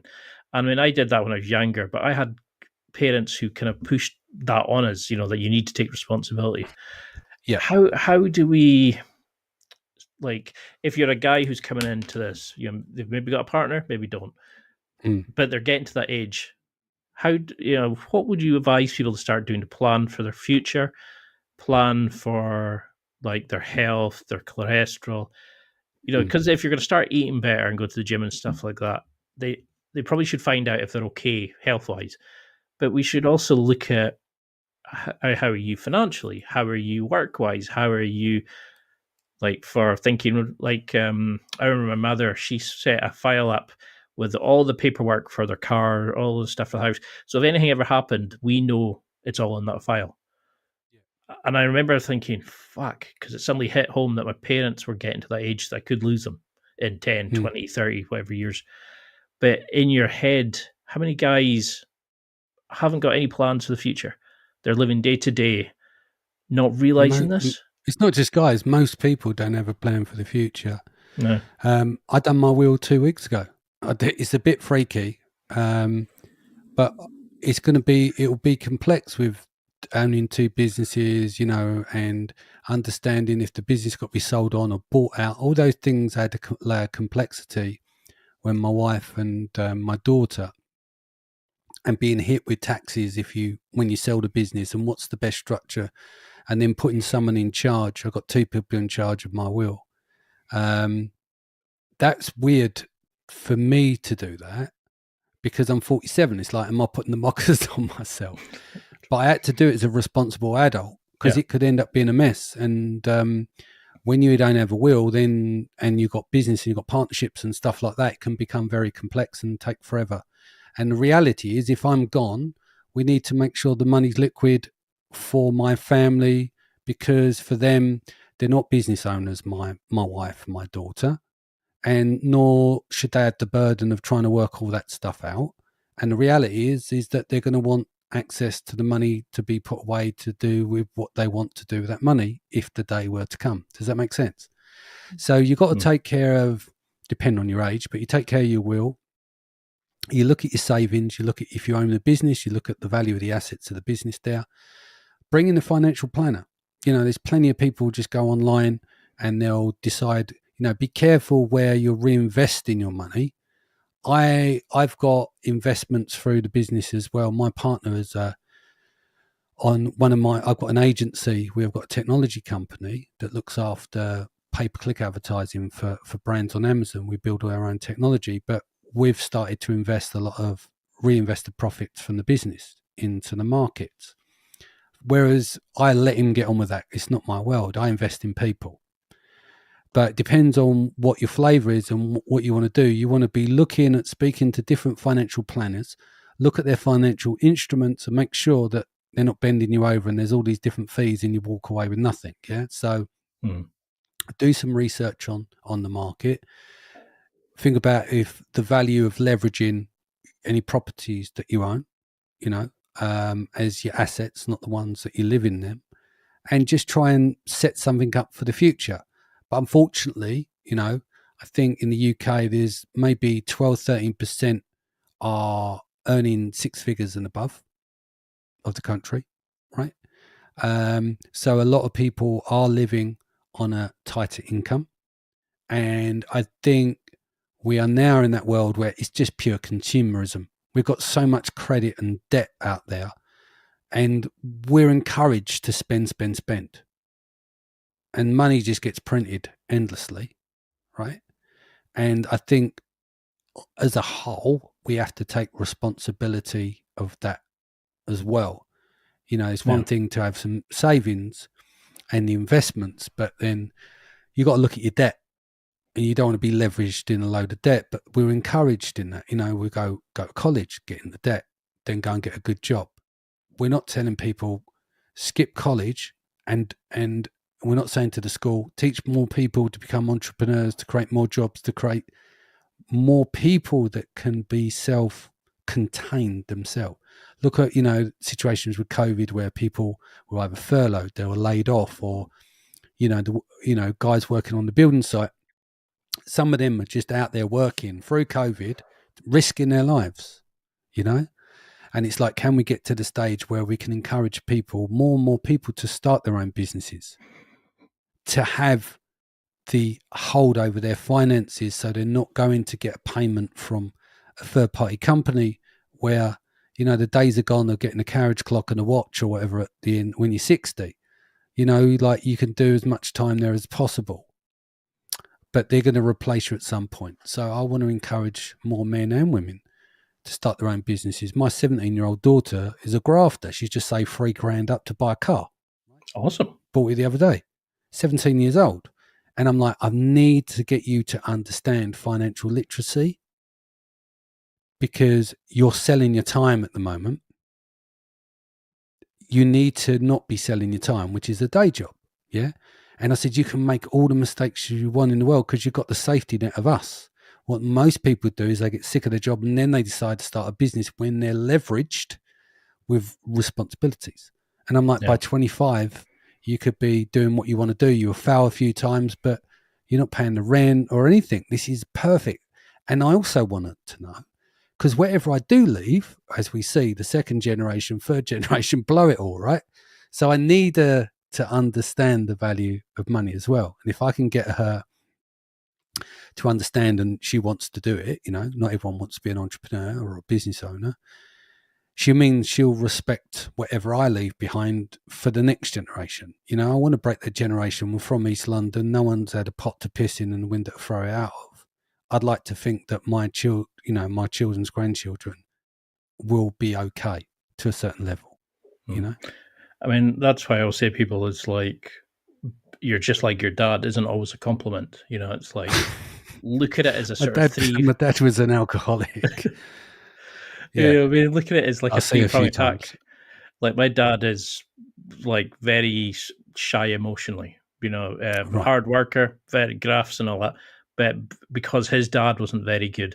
And I don't know if you've seen those like pictures where it's like the granddad shouting at the dad, "You're worthless," and then the dad shouts at the kid, and then that kid says to his kid, like he puts a hand up to block it and says, I love you," and you're saying it's like, don't repeat generational like issues in the family. You can change anything. So use tools like talk therapy, antidepressants, and all that to deal with the drama from the bullshit. Put personal responsibility in, like wills, life insurance, and things like that in for the future. But live in the current. Have a great relationship with your kids. Try to fix yourself. Look to improve yourself. So I always think it's as a kind of 3-prong attack, and take responsibility, but use these tools that are there. We live in where you can pull out your phone and have the world of free, and there's heaps of free resources like Harvard and all these other places, and most people sit on TikTok and then they let social media, instead of becoming a learning experience, they use it to compare themselves and beat themselves up. Whereas you're judging your entire life against somebody's perfectly snapped picture they've taken 30 times to get the right light, to get the right, we're judging ourselves. Kids are getting cyberbullied because they don't have the best trainers, or they're not doing this and that, and that's life I want to change. I want to encourage people to realize a small change a day might not seem much. Before you know it changes everything. But how do we put like the boundaries in our life? How do we how do we like connect better with our partners, but put the boundaries in? Like, when is it time to end a relationship? When is it time to end a friendship? What do you look for? Is it just that they don't take personal responsibility, but what else would you look for as a red flag? Well, there's obviously going to be lots of red flags. The quickest way of cleaning up your friend group is to hold people accountable. Sit them down, say, look, this is how I feel about stuff. Like we're on the same team, and I want you to come to me. And I've said this to my friends, and they do, and they'll hold me accountable.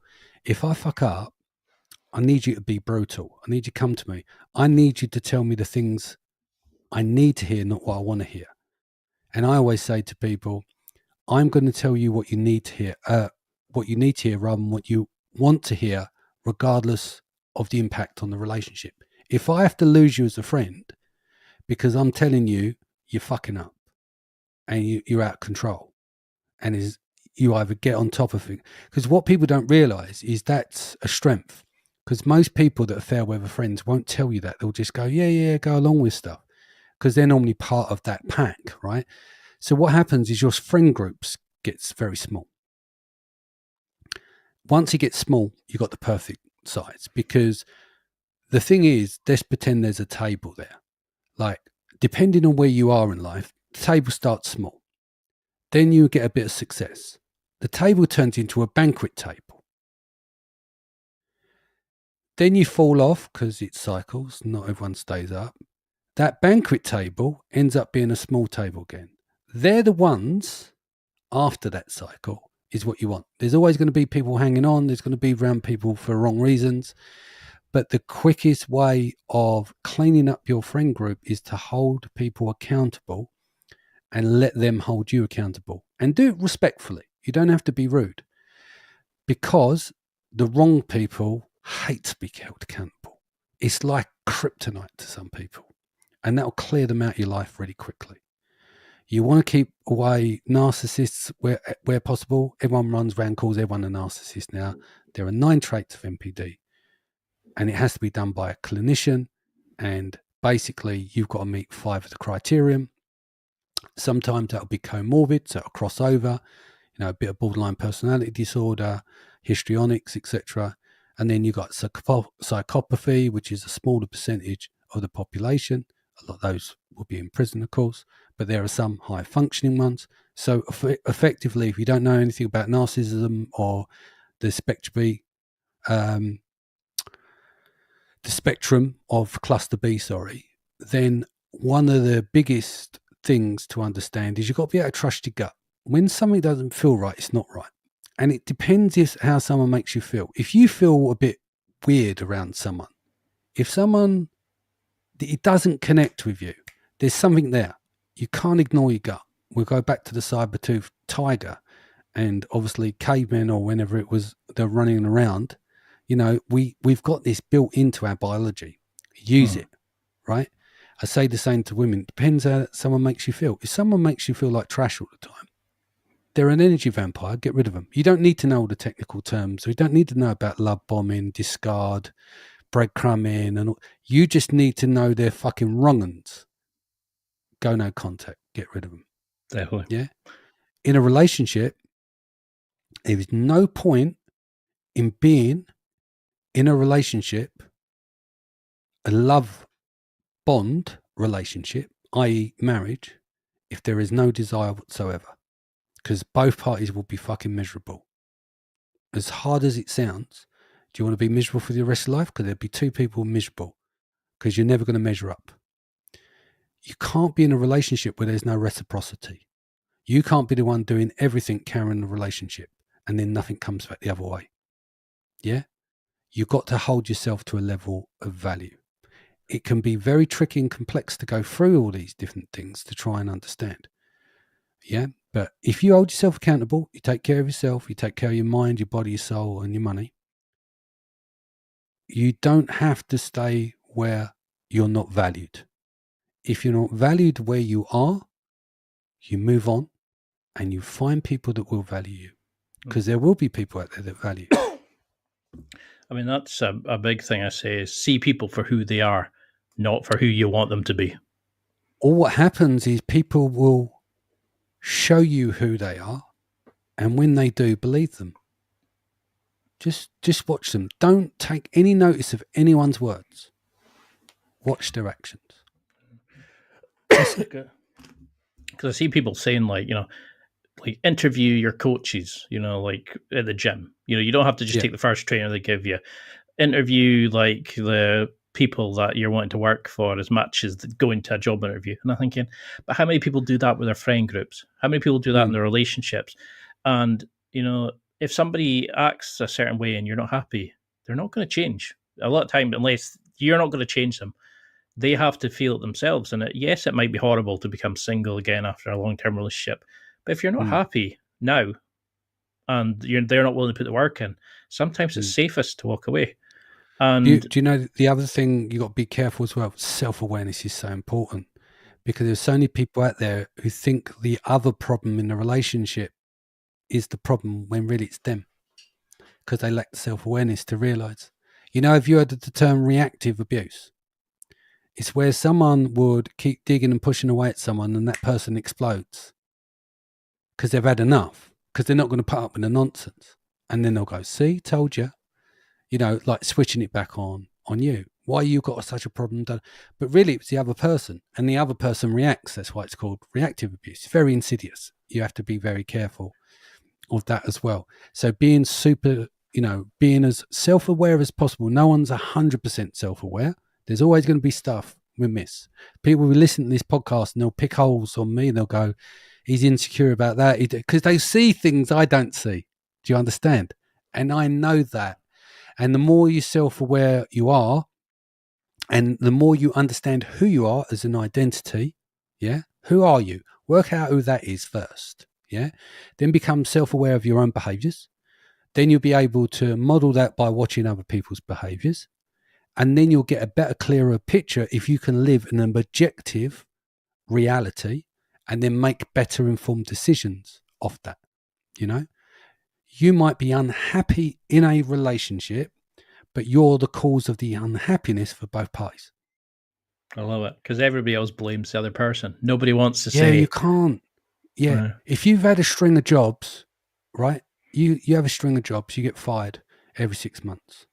Whose fault is it really? If you can't last in a job. Do you understand? That's the thing. We go, okay, let's just say that you're in a relationship and you've been fucked over 6 times in relationships. 6 times. Not once, not twice, not 3 times, not 4 times, not 5, but 6 times. There's a pattern there. How do you stop that pattern? You heal the wounds, you find them, heal the wounds, and then you won't do that again. Do you understand? That's where the other thing is people that maybe are not conscious of what's going on, they're going to attract other people with wounds. They go together like a glove. If you heal your wounds and you become neurotypical, more healthy, etc., in the middle of the spectrum, you're going to attract more people like you, not the old you. The new you will repel the other people if you were to draw in people of that nature, people that manipulate and stuff. I love it. I mean, there's so many areas I want to go into, and I know they're like podcasts on their own.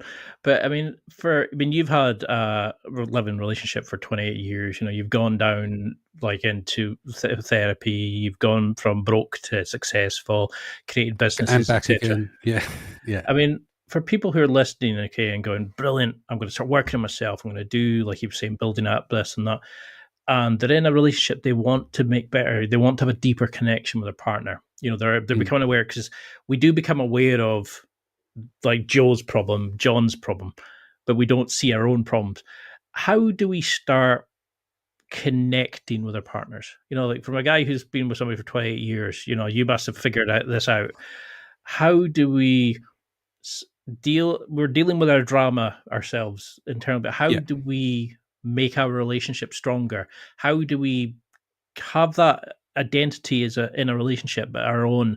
How do we keep the romance alive and avoid the dead bedroom? How do we just have a good relationship, basically? All right. So this can be a tough area to navigate, right? Because it can be quite complex, because we're now dealing with an emotional versus logic plus a mixture of emotions, right? Mm-hmm. All of this has to be handled with care and kindness on your words, right? So let's start with, to have a functioning intimate relationship, there has to be attraction on both sides. Yeah? Otherwise, it's going to be a balance in there, right? You've also got to unpick if you've had years of resentment from the past that's built up in the relationship. Yeah? Another thing that some guys don't handle correctly is that you don't have the right to a woman's body, right? You're their partner and they're not your plaything, and not to be just picked up when you please, right? So I think the problem is as well is that intimacy starts outside of the bedroom. The lead up starts outside of the bedroom, right? But men are very visual and they're ready to go at a drop of a hat. So whereas most women need to build into it. You've seen it. The guy goes up to his wife, want a bit? And she's in the middle of doing something, all stressed out. Reality is it's not going to happen. Yeah? And then he gets upset. He goes into his cave because he's just been rejected. So first thing is safety, right? So there's multiple layers, but the first 3 layers of safety for a woman is physical, mental, and emotional, right? There are more depending on the women, but they need to feel safe in order to open up and express themselves, right? Guys also forget sometimes as well, foreplay are words as well, not just physical foreplay. Foreplay is words. You lead up your text messages and stuff like that. You also got to remember that women have many types of orgasms, right? But only 20% or so of women orgasm through intercourse. And there's a variety of reasons, which I won't go into on this podcast because we start going down that road of sexual organs, and I'm just trying to keep it at top level as best as possible. It's difficult, isn't it?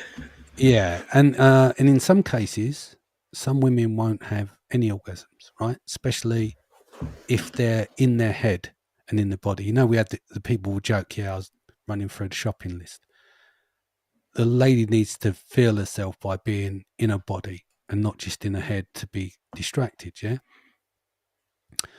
The other side is not all women want to be like it's a porn shoot, yeah? So slow it down and then move through the gears, because there are no loads of guys that like jackhammers, right? But slow it down, right? So what you want to be able to do is you need to be able to communicate, right? It's no fun for a woman if you're the only one who's getting off, okay? So all women are different and they have unique things to them that they enjoy.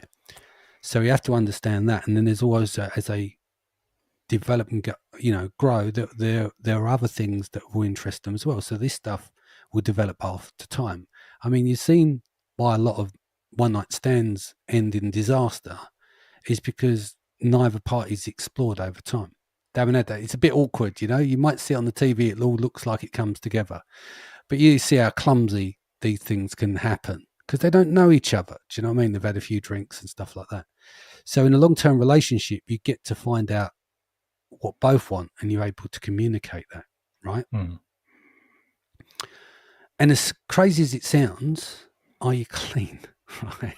It sounds bad to ask this, but presentation matters, right?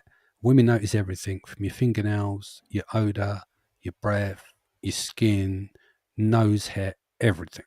And those little subtleties can make a difference as well. So here comes the tough talk. Your partner may not be sleeping with you because you let yourself go, right? So whilst most women are looking for a connection, she still needs to find that you're attractive. So look in the mirror and discounting your aging over time. Are you out of shape?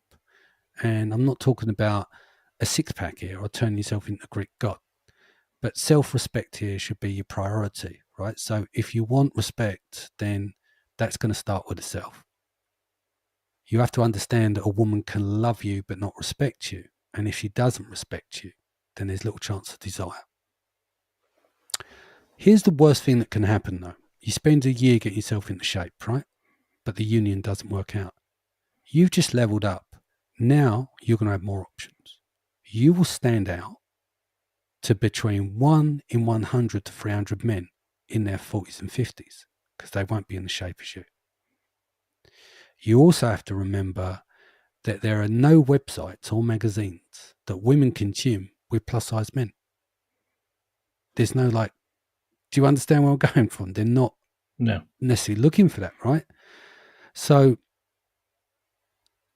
you're not got women sitting there saying, I must find myself an overweight, kind, compassionate man that takes care of me and his duties, right? They're not going to say that to be unkind, right? There's a difference between being cuddly, but then there's a difference between being completely out of proportion and having poor health markers, right? So if you look at evolutional psychology and the attraction cues, these are all generally markers of health. If you look at the works of David M. Buss, he's done a book called The Evolution of Desire. And there's another book called Why Women Have Sex by Cindy Merton and David M. Buss. They trace back through evolution to the beginning of time to present day and then done these revisions through the book. The final part of that is, have you turned into one of the children? So your mother's love isn't what she's looking to have with you. Now, there's quite a lot of stuff I've gone through there, which can be kind of guys listening and going, "Ugh, I don't," it's hard to hear. But we all know men that, visually, we can stand to their attention and off we go to the races. But we have to consider our partners as well, of their needs. So if you're in a long-term relationship and every week she's not getting what she wants from, the time that you're spending together in the bedroom, they're going to get bored, aren't they? They're not going to be as interested because it's one way. And sometimes what happens because of the lack of communication, a lady may think, I wish you knew how to do in their head. I wish you knew how to do this. You should be able to, they don't want to tell you because it kind of spoils it. But at the same time, if they don't tell you, they don't get what they want from it and then becomes a bit of a vicious circle. And then once you throw children in the mix, raising children, the tiredness, the washing, ironing, and anything that they're doing on that level as well, day job, whatever it may be, a woman needs to get into her body, and so she needs to feel relaxed to get into that zone. And I think maybe what happens is, because that's not communicated enough, the safety elements, the physical, the mental, and the emotional safety as well, or that a guy might only show attention at times of when they want sex. The rest of the time, they pretty much ignore their partner or don't pay them any compliments, take care of them, take them out for dinner, any of that stuff.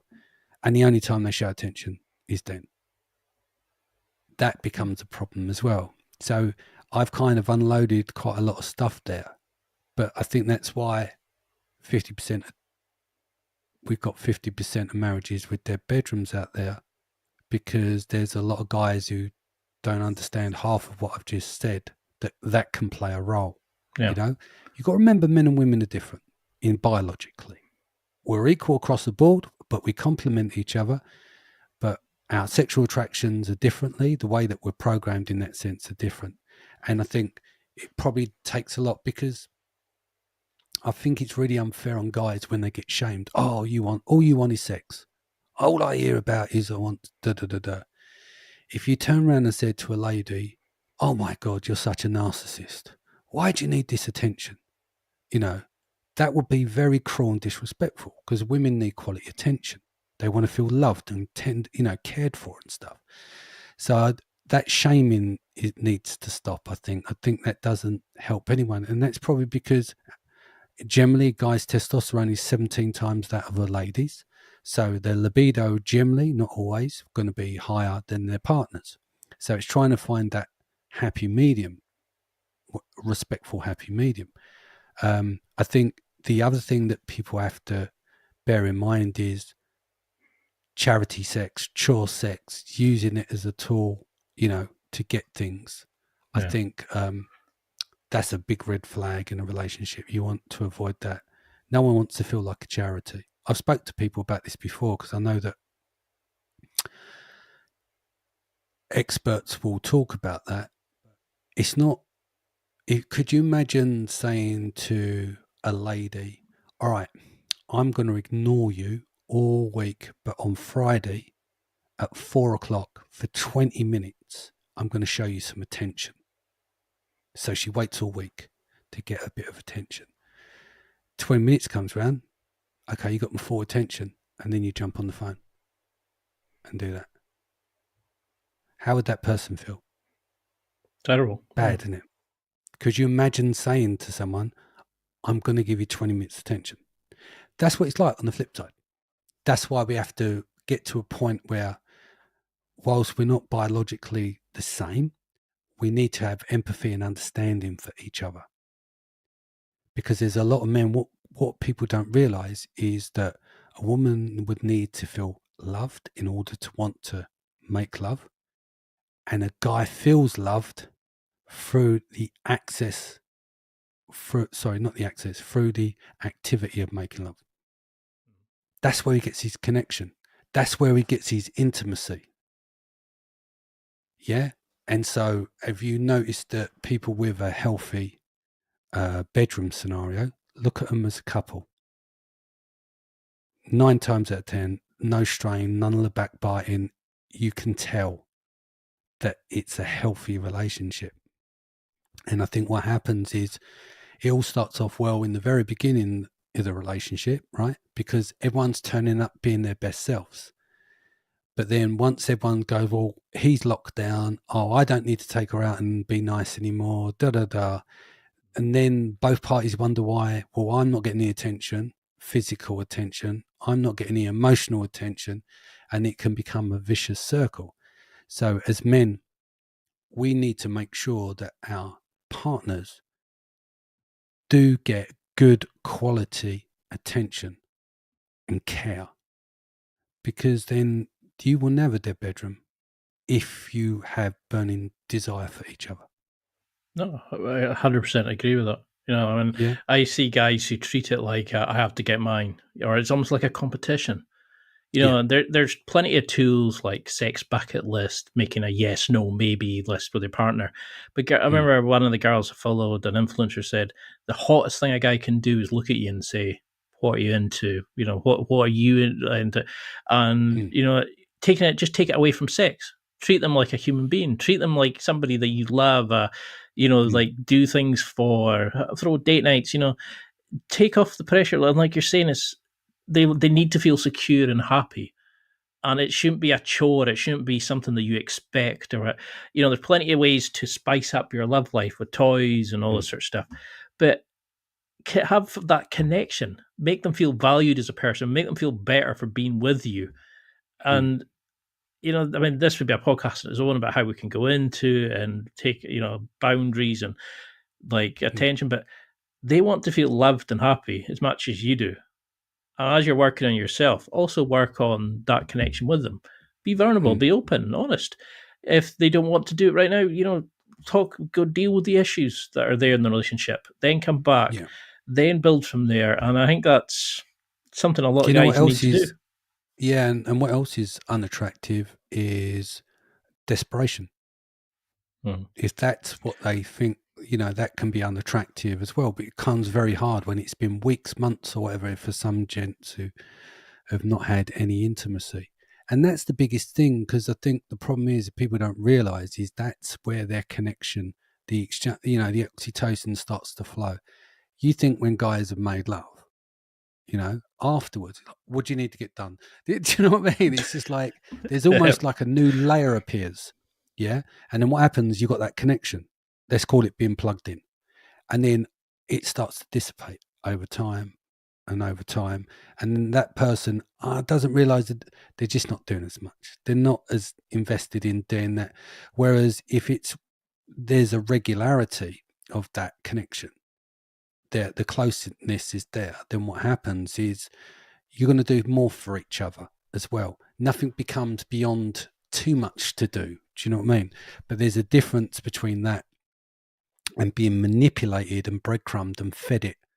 Like, well, you want a bit, you're going to have to do this, or you're not getting tonight, not how you be. That kind of, it's a doggy biscuit. That is toxic. And that should be, and it's the same as a guy controlling over a woman. It's all toxic. Get that insecure bullshit out of your relationship, because you're going to destroy it. Both of you will. And if you can't, separate. Do not put up with that kind of behavior in any relationship. It's going to be hugely damaging, and that will reflect on the kids outside of the bedroom as well. Yeah, and it's like they say, it's like, don't try to get your love from somebody else. Find, deal with your issues, find self-love, and then don't expect your connection just by sex, by being part of what attracted you to that person in the first place. And like you're saying, it's better to be single than be unhappy.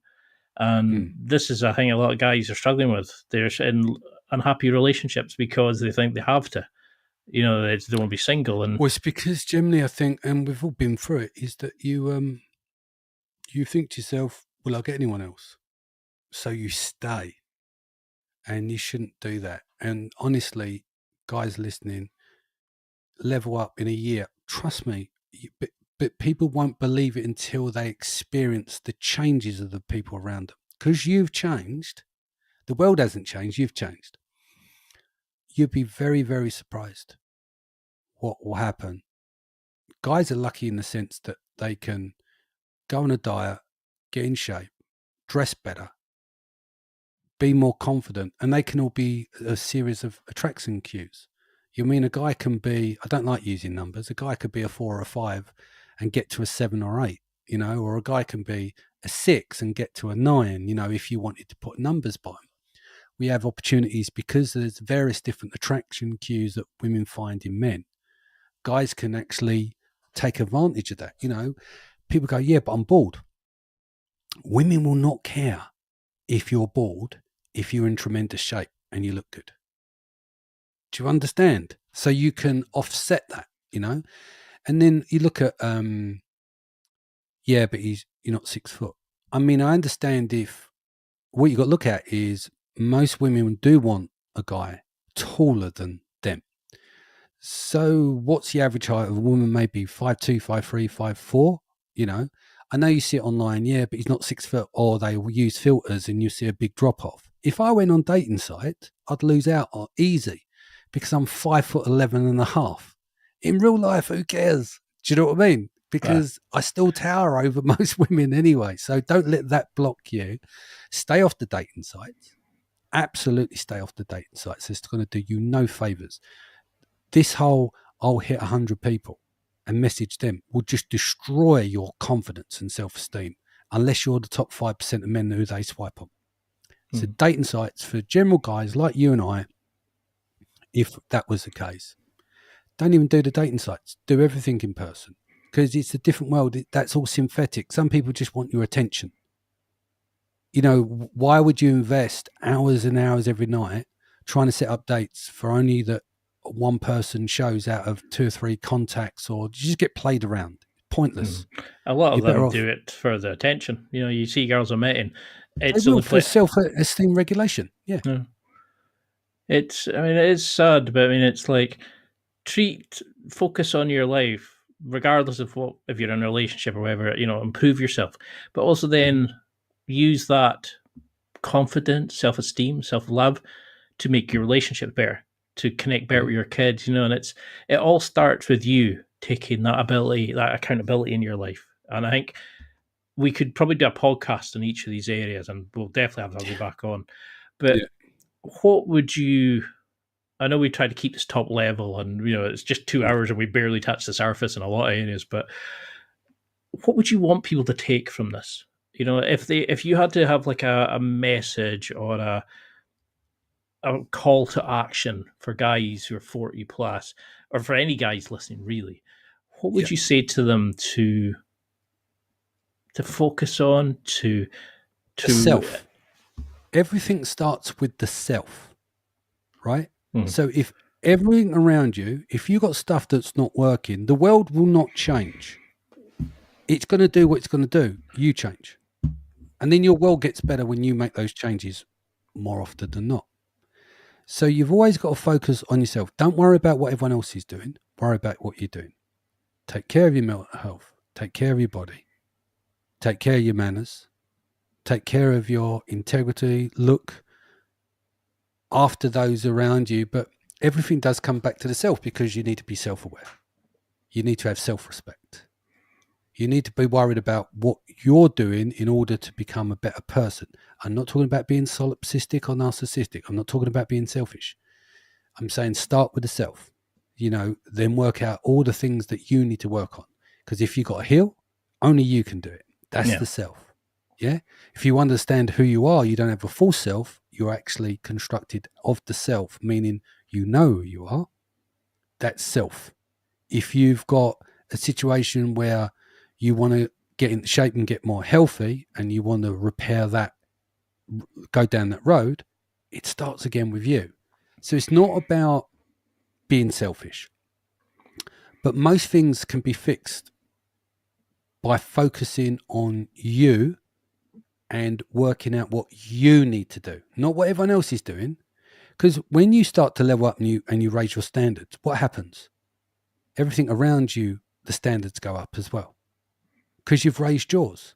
Meaning, like we spoke about friends earlier on, holding accountability, how to kill off your big friend group into a small one. Go and hold everyone accountable. It's like kryptonite to people. Instantly, you know who's on your team and you're on their team. Instantly, you'll know people that you can trust. Instantly, you're going to know who's real. Yeah. Ruthless accountability of what? The self. So it all starts with you. Everything's going to come back to you. If you want to give people better experiences and give your time to people and be a better person, you've got to work on you. So focus on that. Don't worry about what Bob next door doing, the neighbour you fucking hate, or that shit on Facebook, or someone on TV that bugs you. Because that's another thing. When people get angry and triggered by stuff on Facebook, that's the shadow projection. So what's happened? You get triggered by that because there's something in there within you. People don't realise that as well. And we didn't even get into talking about doing shadow work and stuff like that, because everyone has a dark and a light side, and the idea is that you would integrate it. Yeah. But it all begins and ends with you. Accountability, responsibility, self-awareness, everything. Because it's going to be a hard job. Like, it's a lot of hard work, and there's a lot of stuff we can cover in the next one. But I think that's the thing, is people need to stop looking outward. They need to look in and realize true change, true happiness comes from there. And That's why it's called internal locus of control, not externally. It's internal. This is why you have agency, sovereignty. This is why you're an independent human being that individuates, that's separated from everyone else. It's down to you, the self. I love it. I love you've got such a great voice for this as well. You've got such a great understanding of it and the ability to be open and not helpful to so many people after everything you've been through, and to come out of it and say, I want to help people. That is such a unique way of doing it. And until we can get you back on, what would you want people to do now? How can they keep in touch? How can they find you on social media? Because I think you've got to do a plus 40 program. I think you've got to get the books and the TED Talks. How can we keep in touch with you and follow you on this amazing journey? I've just right now it's just at Men Plus 40 on Instagram. I haven't really developed out much of the other socials. I drop content every day, normally video content. I'm launching the Men Plus 40 podcast quite soon, so I've been recording some episodes for that. So you'll see some of the short form content before the long form content comes out. I think the podcast will be launched in about 6 weeks. But right now, it's just been focusing on what we're doing and the structure for Men Plus 40. I've got a sketched outline for the book for the Evolved Man. We'll see how that goes. That's starting to take shape in terms of topics, etc. We'll be launching a brand as well. My wife's a product formulator, and obviously I have background in commerce. So I'd like to launch a Men Plus 40 brand for products for men. And also I'm looking, because of the conferences as well, I'd love to do in the UK a Men Plus 40 conference, and I've kind of penciled that in for September 24. It sounds like a long way away, but when you put conferences together, it takes about a year really with the planning, the lineup and everything else. So yeah, just starting the Instagram, start there, then the podcast, then the book, then the conference, and then we'll launch the brand as well further down the road. But most importantly now is to focus around the content and get that to people first, and to get a feel for what we're trying to do and trying to help men evolve.